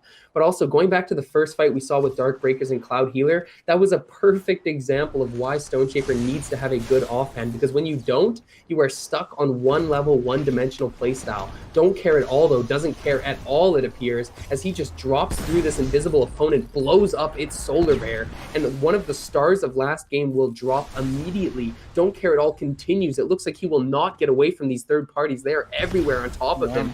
We are already down to 32 people, and Don't Care at all is just continuing to get jumped on from different angles. He does break away, though. It looks like there's another set of 2 players in front of him. Breaks the fortitude on this front side opponent. Doesn't know how low they are, but will decide to chase. Takes the flight rune, but doesn't quite spot them. Looks instead to pot now. Does have firewall off cooldown, so that's going to be crucial to fight this toxicologist. You see it there, but it gets turned on him. Actually throws a cloud through his own firewall to blow damage onto him. And now Don't Care At All is in the back foot of this one, MOC. This is not looking good for him. Oh, it definitely is, and we see Flaming Dragon also popping in the kill feed right now, so it might be one of their hot games. But right now, Don't Care At All. I mean, they might want to start caring about this a little bit more because they're in a bit of trouble. And I don't think they have their Firefly yet. Or they might actually have their Firefly already. I'm not entirely sure. They will be was bursted down by this conduit, and that's where you see it, right? If you cannot get on top of a conduit, if you cannot get too far away from them, they'll always be able to burst you down. And with that toxic offhand, this is going to be a tough one to win for Don't Care At All, because all they have is Pyro and an Ice Lance. You got to go for those flicks, man. But unfortunately, you try to go for the heals, and it's Trago that just takes them out. There is the 45 build that you've been reveling about, that you saw Trago do on Twitter and all the clips and everything. And now we can see what Trago can do with it, because that has been the question. We saw Cozy run it, but Trago is apparently the instigator, according to you. Yeah, I'm pretty sure that Trago was the one to come up with this build to show to Cozy, but I can't for sure affirm that. I just, as you mentioned, I saw him on Twitter rocking this build a little bit, inventing a new theory craft. He is missing the Shadow Step, which will complete the rest of this set, but it will be cool to see Trago pull this one out. I mean, as you mentioned, we were talking about it earlier, so to have him come in and show us who's boss is definitely going to be interesting. Just to answer, Official predicts this is Game 7, if that's what the command is asking. This is what he's looking for, yeah. Yeah, this is Game 7. So we've played 6 already, and we have 2 left to go, making this one of the last 2. Enderin now running away with those common boots, taking a quick pot as well. Definitely not going to want to turn around, as there is all sorts of action behind him. Just casually walking away from this lightning as Speary takes out Sir Passive in the kill feed, and Enderin doesn't quite have the means to get over this hill. Just jumping up with that spring step, does have it off cooldown now. We see him looking over, definitely just getting away from this one, wants nothing to do with this action. Looking for that high ground, has that offhand wind with the Toxic. We've seen this on a couple people, a couple different builds with this choice, but I don't like it personally. We'll see if he can whip it out here on this Chronomaster player. Sees him burn that cooldown, so now Enderin knows this is his window to put that damage down. Wonderful gets the kill into VA Fire Medic, and the rest of this lobby will continue to just watch in awe as Enderin fights off this player from the high ground. Gets jumped on again, though, and this one will not stop Mana Class. I don't know what to say about this scrap. It seems quite odd the way that this one's playing out. They're just standing on this top ground, trading evenly. Gets a nice usage of that burn into Chronomaster coming out, but Enderin is now just so low. That is not how I thought this would end up. Kubin looked like he was in such a bad spot after burning the first Chronomaster, but he was not punished for it. No, that was the problem, right? The punishment not coming out in time or not at all. And then Cuban is able to just clean it up. Let's see if they switch off the Chrono, because they very well could. It's not a rune that you might always like to run. But Cuban might have just seen the value in that fight and wants to keep running it, or just picked it up on purpose in the first place. Will now keep running, of course, with their Conduit built. And now we can see what's the point of running Conduit? Because with that focused mana, you would expect them to either open with a sorcery or just with a fireball in order to actually do more damage because of that focus mana. Because those first few lightning shots aren't really going to be buffed as much by that anyways. Yeah, now Kubin dropping that Chronomaster once again. This one was a way better usage, though, actually avoiding a lot of damage, but his opponent is just waiting for him. Again, pops it, but man, this is just looking so rough for Kubin. He's going to come out of it just in time for his opponent to freeze him. No. Tragedy strikes as he goes down to Marcus, aka Apostle. That was a very surgical demonstration on how to deal with Chronomaster. Marcus being so patient going into that fight, waiting for him to come out, hitting him with the freeze, and mopping it up. Yeah, this time around, Marcus, aka Apostle, you're not going to be able to fake them out with a Chrono. They play way too much of this game to be seeing that happen to them, or to not spot your Chrono position. Is now under fire from another player, but is at full health and armor, so is not going to be in any trouble just yet, and actually took away almost all the armor of their opponent. Who this is, we'll find out soon enough. Right now, though, a lot of fights happening in this upper area of the map. The Dust Pool is a fairly popular touristic attraction, not quite the Pyramid of Egypt, but there's a lot of stuff to do there, including fight your own opponents and hit some beautiful Iceland snipes. Hits another one, and it's Sharp Cheddar biting the dust of Dust Pool. I gotta say, Marcus, aka Apostle's mouse sensitivity is one of the most satisfying things to watch in the game. He is so comfortable on what his mouse settings are, and you can see it with shots like that. His tracking is on point, drilling 2 consecutive shots in a row to take that kill. 19 people left, and that was the double for Marcus, aka Apostle, as he's looking in a good position to keep this game rolling. No ace TTV takes out Trago, so that is going to be one more player going down. Unfortunately, that Toxicologist build that I was looking forward to will fall, but still a nice kill from No Ace, who, must I say, has been having a fantastic start to the second half of these broadcasted scrims. Yeah, might not have been present for the first one, but definitely is now. Marcus trying to go for some more toxic sprays, maybe some ice lances, but it's actually being hit way more than they were before, using the tree to confuse their opponent in their movement. And I think there's a third party coming in, so Marcus might see their window to get away from this one. It's exactly what they're going to do, try and get away, get healed up, because they're so ridiculously low right now. Marcus, oh, you're in so much trouble if you get hit a few more times, but it's actually able to get some armor pots off. Now goes for the health pots, the small ones. Look how fast they drink and heal. It's insane. I mean, we saw that coming out from... There's actually something interesting we saw coming out in the squad plays earlier on, where you see that thirsty talent. The reason why it's been nerfed is the effect you see in squad plays. If all players have thirsty on and they all drink, they heal about like 3 times as fast at the old rate, and now it's only twice. So, you know, it's not as bad, but still pretty impactful. And Mark is reaping the rewards, at least from his own quick potion drinking in this one with that talent. Yeah, for sure. Definitely a great point you bring up. And as well, Trago TTV in the chat saying, I did not realize this was a scrim. Unlucky he got into the lobby, but still a good showing. Trago got a nice kill at the start. Yeah. Fell down recently, but now we see Marcus, aka Apostle, in another scrap. Sees this opponent shadow stepping, but he doesn't actually leave the area. Marcus is still confident to hold this position. 47 Daily takes down Primotastic. Marcus, aka Apostle, just moving so quick with that toxic break. Jumping through again, gets another invis. Oh! Marcus with a nice flick over the top for 47. And this is just some highlight plays as he's looking to get that kill shot if he can. Sees his opponent jumping up at him. Marcus is so low now, though. He took a bunch of damage on the backside of that fight, but can he finish this kill? Oh, wonderful. Breaks distance and drops Marcus. Such a close fight. Man of Class, that one came down to the wire. Yeah, now we go straight over to the next another fight. 47 Daily. I don't know what that means if you think it's 47 energy drinks a day, or if it's 47 cups of coffee, or it's just 47 exiles and Spellbreak. And you don't know. It's hard to keep up. There's a lot of possibilities there, but we'll ask them maybe later. Right now, though, we're trying to actually get some exiles and get, or at least not get exiled themselves because they're on super low health. And the escapability is not that great with this dash pyro build. We'll actually be able to use their firewall maybe effectively. No Firefly, and that's Device TTV taking them out with a nice Iceland shot. See a lot of those good ones coming out at long range these days. It's beautiful to watch. Yeah, and that was a nice little jump into the snipe to go over the firewall there from Devise. Now we see Kuzi just looking for that Tempest play. Does have focused mana. This is a very, very interesting Tempest build, ladies and gentlemen.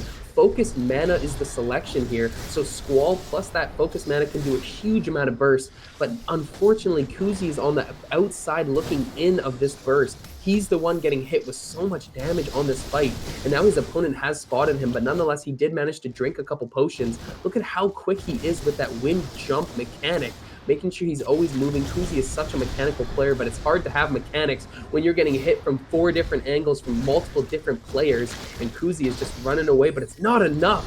Frith Knight tracks him down and finishes the kill. Ladies and gentlemen, we are down to 8 people as Frith Knight has to fight off yet another third party. He does have ice in the offense, so if he can get to a better spot, he might have a chance to pop off with a quick flick into more damage. But instead, he's just going to go for the smart play and just look for a couple more resources. Yeah, definitely. And Frith Knight is in a pretty good space. We've got two exiles on. There's only 6 other players in the lobby right now.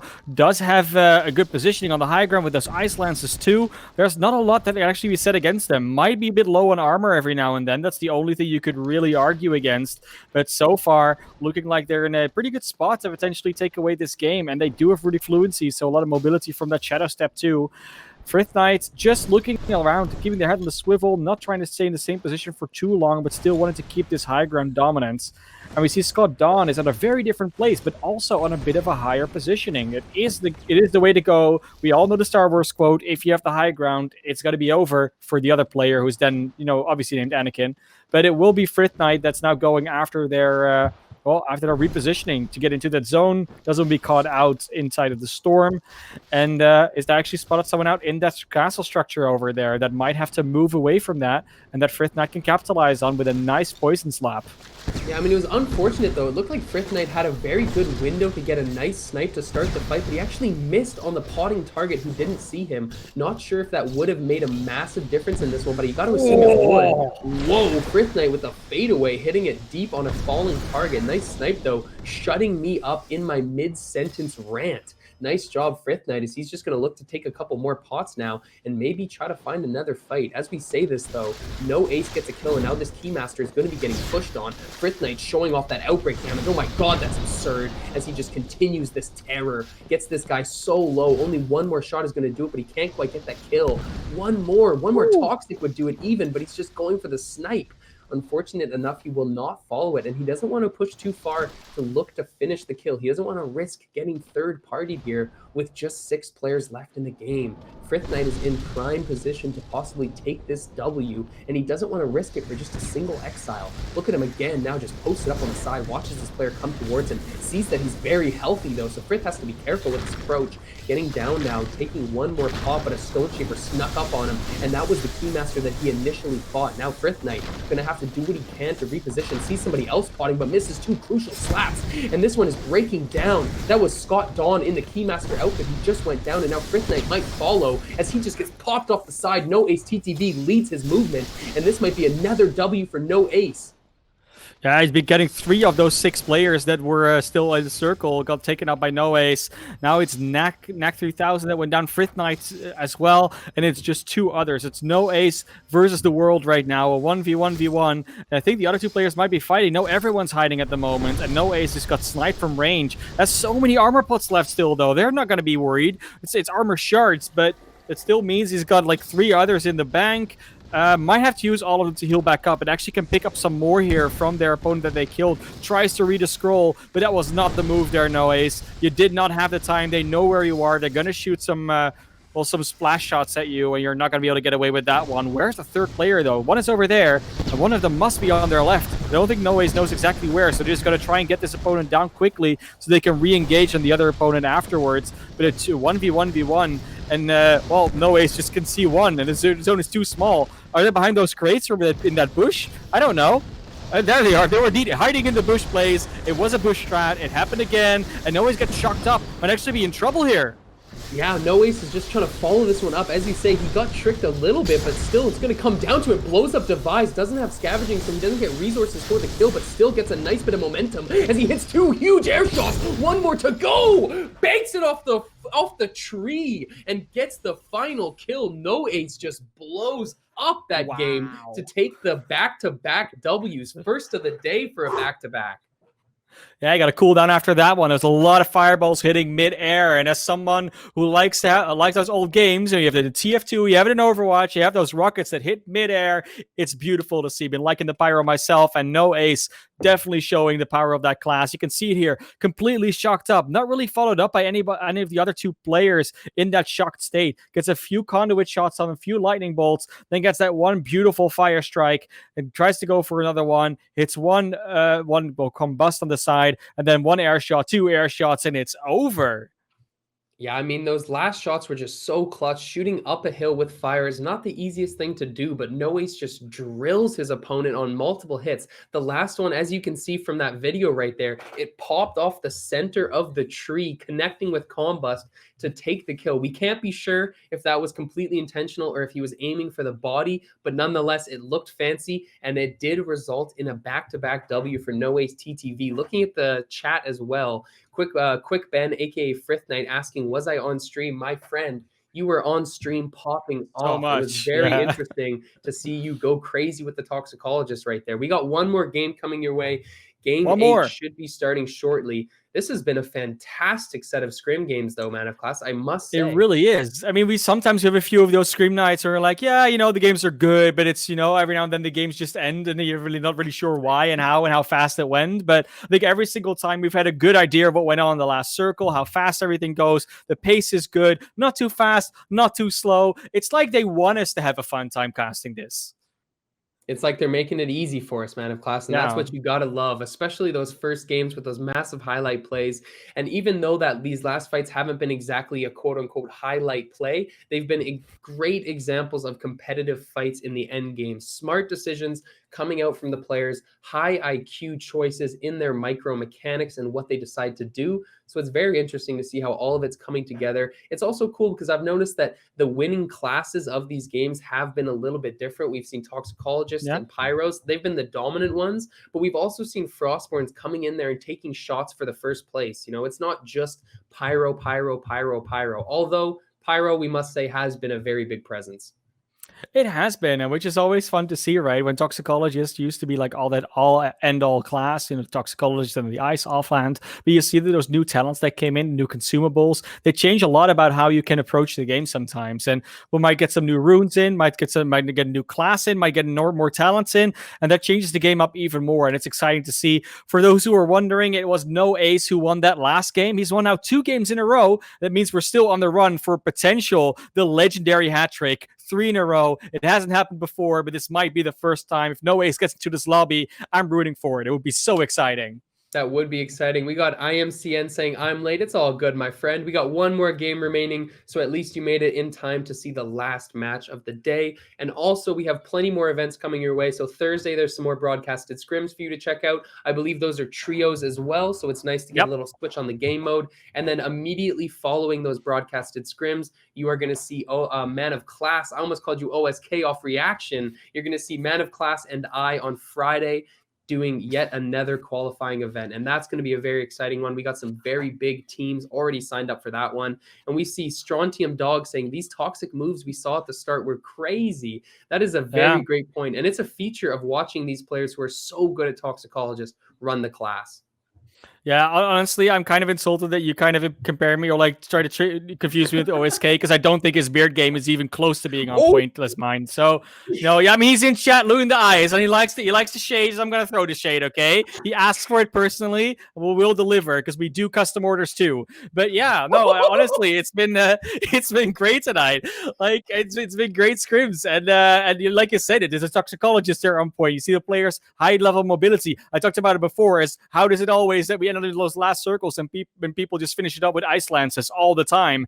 And then you get these pyro shots from No Ace. We see Dark Breakers or even Gigabyte, even Megaverse. We see them in the past dropping off with the Stone Shapers. Not tonight, but maybe another time, maybe another game. It always comes up different. And that's the beauty about Spellbreak. It's never really the same because you never get the same loot. You never get the exact same builds, never the exact same players.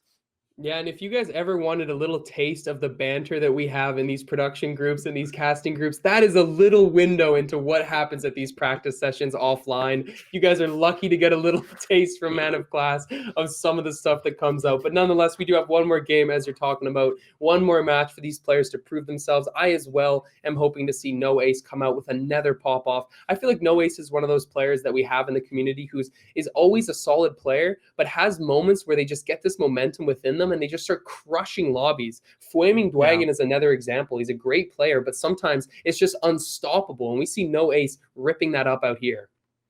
Yeah, that's how it's all about, right? Like that's how how you're actually going to be able to be good at a game like Spellbreak. It's all about consistency. You can have a game where you pop up every now and then. That's fine. That's great. Like there's quite a few players that have that, but it's the players that outside of the games where they absolutely pop off still do a very good consistent job, like always get like 3 or 4 exiles, always end at least in the top 10, things like that.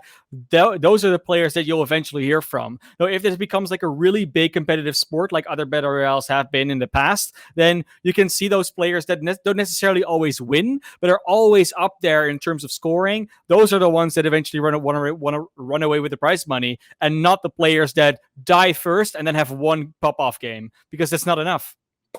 Yeah, I mean, it's a great point. And I mean, it also plays into how Element does the scoring system. As you guys Yeah. all know, we usually incorporate a system where 6 games are counted out of a total of 8. So it's exactly what you're saying. You are rewarded for your consistency. If you can't play at least 6 games to a high degree, your total score will probably not be adequate. And I think that's a really great feature of how these players play into it. As you also know, we do always make adjustments to the scoring tournament to tournament, so feedback is appreciated. But that's a great point you bring up, is consistency is key in these moments. And something that is sometimes forgotten, at least I think, and I try to remind people who are mainly viewers as well, is that to play Spellbreak at a high level for 2+ hours requires focus, and it requires an ability to stay focused for all of those matches. It's not as easy as it may sound. It is just playing games, but you have to play games at a high level to succeed here. Yeah, and to be clear, play safe is not talking about the focus mana talent. Like, as useful as it is, he's talking about like mental focus, so to keep up your performance. Just not make sure that you're not going to blame play safe for running focus mana and then not working for you. Just saving Honestly, you there, man. though, if you're choosing to take focus mana, you probably already have a good idea, because focus mana is a great talent. Probably, I gotta say.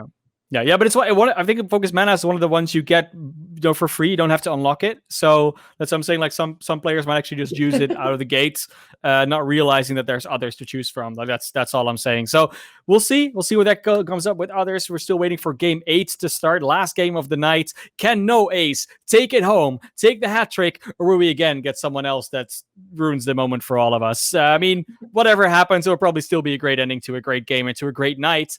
But yeah, I mean, that's what we're waiting for. Sorry. I mean, it was a very anticlimactic leading up to there we go into the game, but unfortunately it wasn't quite timed properly and we have to wait another 10 seconds or something like that. I don't know. Yeah, we got a little bit more time to burn. Just waiting for that game 8 to start. Again, I won't hash out completely, but there's a bit of a change to the queue system. I'm getting word from this fancy little microphone that we are dropping in now, so it should be very shortly. Damage wins games, fun does not. I like that right there. LMCN giving a great point. Damage and exiles are what counts the most towards winning these games. Of course, placement does matter and it applies. And the concept that the farther you go in the game, the more chances you are to do damage and do exiles is very prevalent. But damage wins you games, and it also wins you events. We got a big event coming up on this Friday, playing into multiple qualifiers. This will be qualifier number 3 happening on Friday for the big prize pool, coming up with the finals after 8 qualifying events. So the 3rd of 8 will be going down this Friday at 3 p.m. Eastern, and I am just burning time as we are about to get into the final game of the day. Man of Class, I'm going to throw it to you for just a minute here. Look, we made it. We made it into the game. That's all we wanted. And we're going to start straight into Dust Pool under the Golden Dome with the epic chests. And it looks like a little bit of a fight had been going down there already. It was Knack 3000. Didn't get an exile for that. But apparently no one else wants to really challenge his position right now, which might have something to do with the drop circles, but we don't know that for free. And it's Dora the Fedora under a lot of pressure right now, about to be taken out low HP, and that will not get away from Dex. First time we see Dex on the cam tonight. Good to see them back in the scrims, and Solar Bear takes down Don't Care at all. And this time they might care a little bit that they went down that early. Oh, well, as Blaze is still absent, I'll just keep on going. That's completely fine. No, don't worry, Blaze. Now you know you ruined the moment. You ruined the moment. I'm going to keep going now. Just go into your corner. It's all okay. No, Dex is obviously taking out that first kill there for themselves. Now got a pretty free loot area right here until someone else comes in and ruins the moment, which is not going to happen so far. Thinking through fireball, thinking there was someone there, could also just been a sorcery canceled. It's the hover in the air, and is running this conduit build. I like this afterglow that they have going on, by the way. Did I just say that? Yeah, it's pretty good. Speary, though, takes down King Kevin, goes down straight over to the Halcyon area, just popping off with that toxic spray here and there, left and right and center, and has the... Actually, there was not a toxic spray. They have the spell slinger. They keep on switching up their gauntlets. I didn't even notice it how fast that went. And that's another one. Back to Stone Shaper. Back to the toxic spray. Speary showing off that spell slinger into its largest effect and got 4 gauntlets to work with. So it will be win for the mobility, the Tempest, and then everything else is all going to come off of those other gauntlets. They were supposed to do the damage. He's got the variety to work with. No rune swaps, just gauntlet swaps, but that can sometimes be enough. And Speary is going after the next target, and they will never be able to predict what Speary's going to come out with. Yeah, Speary just switching those gauntlets, as you mentioned. He's got that Avatar Last Airbender type of build rocking right now, where he can master all the elements. I've heard Zen drop that name before, so I will not take the credit for that name steal. But now Speary just looking for another angle, trying to find some lightning damage. You see it there, just dropping it in on this Toxicologist player, throwing shockwaves over the hill as well. He will have that Stone Shaper passive because of ambidextrous. It's not applying right now due to him not being even low enough. He has not been touched. Spiri just so aggressive as he keeps on working his way forward here. Knows that there's probably another player approaching, so has to play it slow. Sees somebody right in front of him, in fact, and that will be another player. This is two people, one of which has left the circle, so Spiri just has one to focus on. Looking now, taking that wind jump. Dashun as well off cooldown for him, so he's going to have a lot of mobility trying to pick off this fight. I see some people in chat hyping up Spiri. He's got some fans supporting him as he throws out that Toxinado, but definitely such a cool build to see Spiri pull out here. That ambidextrous with that spell slinger now just gives him so many options as he looks again to take the high ground. See somebody taking a scroll though, takes a shot 2 times in the back. Spiri getting smoked from multiple angles, has to be careful. Switches to stone to get use of that passive finally, but still just in such a high pressure situation. I don't know what he can do to get himself out of this one. Yeah, and I mean, honestly, Spiri can just use all the mobility they get from that, what's it called, from the Tempest Gauntlet to get away from things. And of course, they got the Stone Skin because they get that first level from the Stone Gauntlet with their ambidextrous. It's a pretty good build. And the Scavenging, if they get this kill on the player, they will actually be able to just heal back half their armor and half their health almost. It's going to be amazing if they get this off. And they do so much damage. Just one switch to another Gauntlet, you might get it. And it's Wind Shears get it. Wind Shear kills for the win. It's Spiri TV getting it up. Go follow the guy on Twitch right now. I'm sure he's streaming the heck out of this one. And it's looking great so far in this game. Is maybe lacking a little bit of health right now, so might want to look for some health potions. But other than that, they're in a great spot right now to go further. And there's health potions right there on the body. Takes one. It's not a great one, but at least he gets some value out of that. As we switch over to Marcus, aka Apostle, who's still in the game, now also running this Fortitude build. I think it's going to be a trend. Yeah, it does seem that way. We see more and more people running Fortitude from game to game as now Marcus is just trading in this open field. Ooh, did you guys see that? He just hit that through the smallest little corner. Oh my goodness. That was not a spectator bug. Marcus just weaved that one in between the cloud to hit. That was a 44 damage shot as Marcus is now just going to look to get a couple more pots inside and wait for this knowledge potion. He has it in his inventory, but he hasn't popped it yet. We'll see how he decides to use that. We know that with Toxicologist, the knowledge potion can give you so much extra damage into the fight. Marcus does take a bit of damage, but that was only from the outside from a pyro explosion. Throws the Toxic Cloud to break some armor, gets it off now to use that Vanishing Mists, spots out his opponent. Nice little bit of information for Marcus to play off of. Doesn't get hit by the fire due to his quick reaction time. Looks for another snipe just barely through the window. He's just weaving these angles as we have 20 people left in the game. And now referring to the kill feed, we got Nikolay taking some drops. But before we get over to that, we see more people unfolding here. Marcus now back up into the middle of the fray. Fortitude's going to come up off cooldown for him. So his damage and sustainability is going to be a little bit higher now. Still hasn't drank the knowledge potion. He is not feeling the pressure quite yet, MOC. No, and of course, you don't have to feel the pressure straight away. I think they know that they're in a good place. They still have their Fortitude unprocced, so that means that they can take a free damage burst at will. They can just go in aggressive if they want to with that Spring Step, which you got a double charge on.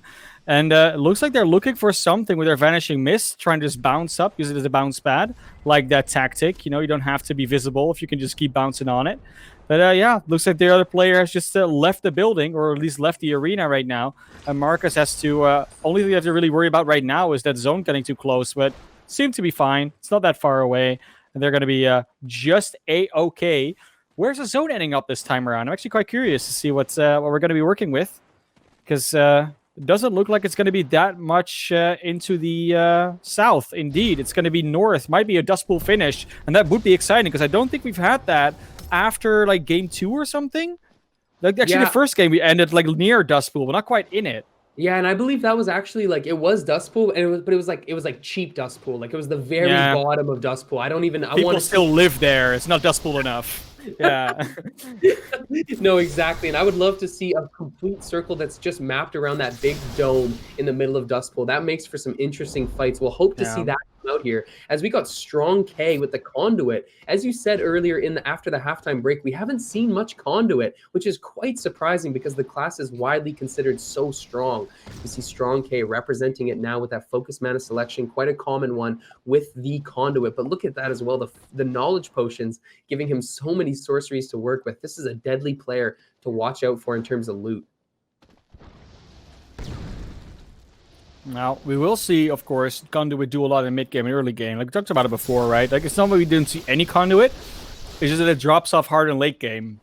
I would be really excited if Strong K96 can actually pull it off, get into that late circle, and show people that with enough lightning strikes and with enough, every now and then just do with your offhand, you might actually find value from it. Because it's a little bit different from Tempest, where Tempest is all about mobility and maybe CCing your opponent. I think you can actually do quite a bit of burst damage properly with the conduit itself. You can set yourself up for follow-up plays, and the toxic offhand gauntlet might just allow them to really do that. With the Shadow Step mobility, they've already taken a Knowledge Potion. As long as they can avoid fights for a little bit and maybe save all this utility for late game, that would be a great position to be them, even though they're running Conduit. Yeah, for sure. And he's definitely making the most of that. Marcus, aka Apostle, gets a kill into It's Wazy, and we see 12 people left in the circle. Apparently, we are moving over now to Marcus. There it is, switching camera angles to the star of this game. Looking for another kill, throws out that Toxic Cloud, takes a Shadow Step to the left, but we're bouncing back and forth rapidly. Marcus, aka Apostle, once again is the focus here. 2 kills to his name. Fortitude will come up off cooldown. As he looks for the Outbreak, he hits it, and for some reason, we bounce back the second that connects over to Marcus, aka Apostle. Not sure exactly what's going on there, but nonetheless, we're back to the main camera angle. Marcus looking to hunt down this kill, gets one more chance to Outbreak, but his opponent gets a nice firewall just on time to block that one out. Marcus, though, looking for high ground. This is something we consistently see from Marcus, always potting up on that top side high ground, not wanting to expose himself too much before he drinks his pots. Does have Thirsty, though, so he has a bit of flexibility in when he rips those.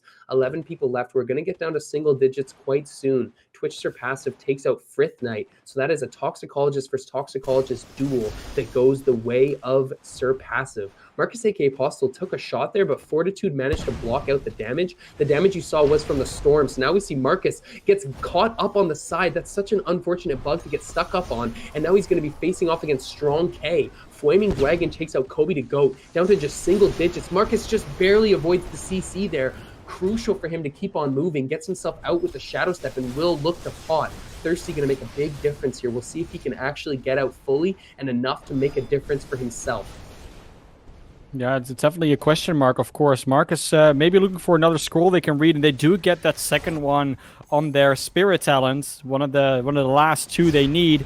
They're almost read up fully, and Marcus actually coming up to their name, being a very educated guy, like how that works. He's taking a lot of damage right now, so reading might all have been for naught. Education is important, but it doesn't actually win you games all the time. Nikale taking that one out, and will now be able to continue their game.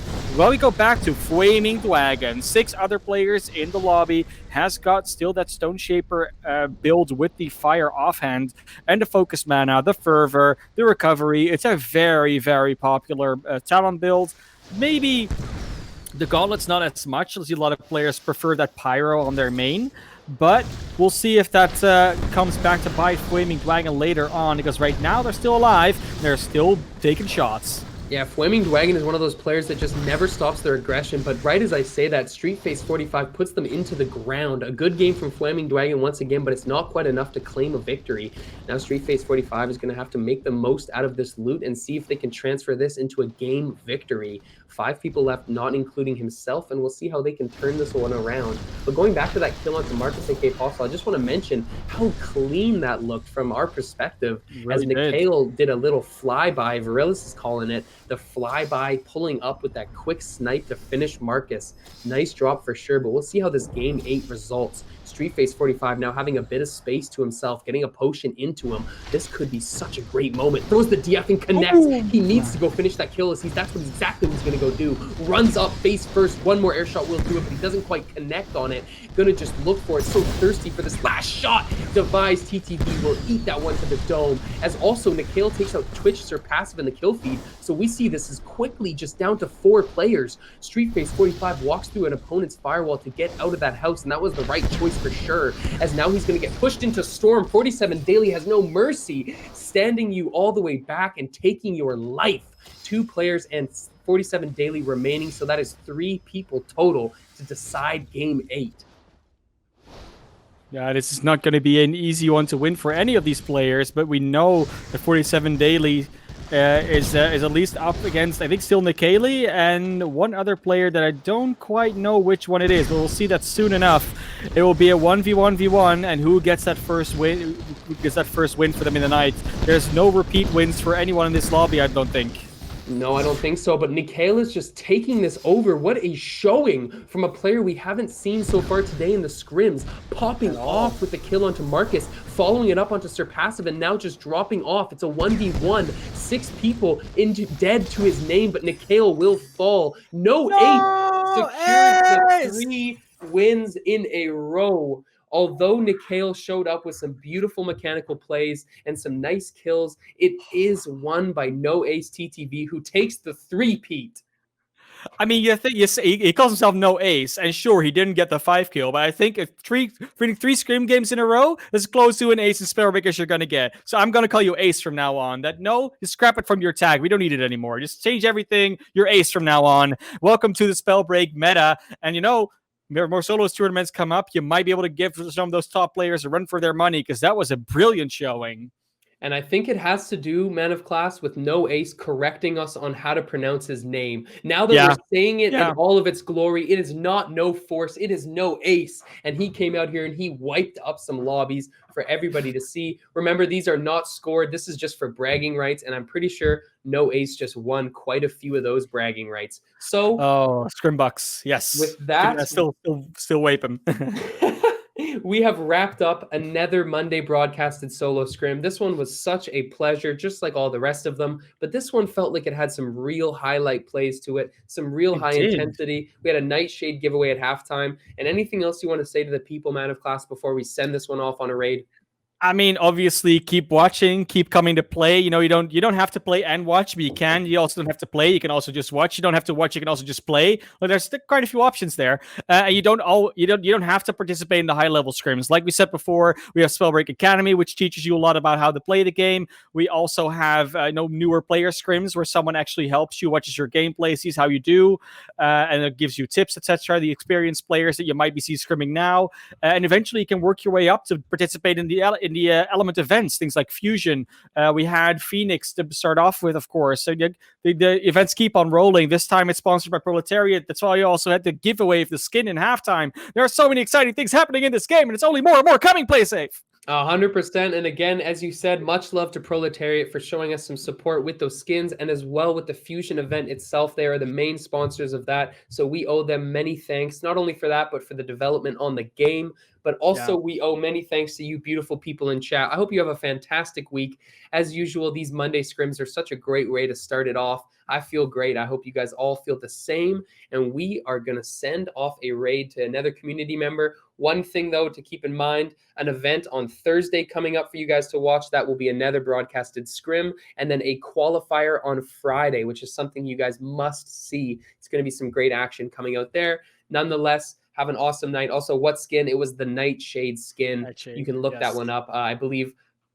I'm not going to say the name. I believe they won it. So we're going to move on and send off the raid. It's paralysis. Shush. Also, big thanks, by the way, to everyone behind the scenes. Dr. Nut and Brett doing the observing today. We had the lobby host. As always, Thundersin is behind it. We have Yovi doing a great job sending everyone the right way. So everything, it's not just us on screen. It's also everyone bringing you the people actually being in the game, and also people, the people bringing you the actual footage. So we're just here to talk about stuff. Everything else is just set up for us. And we have a lovely time doing it. That's a great point. And with that and that perfect outro, we're going to send you off to Tacos. Make sure you go send him some love. We were talking about how cool Tempest is. Tacos is one of those Tempest representatives of the community. So go show him some love and go have a great week, everybody.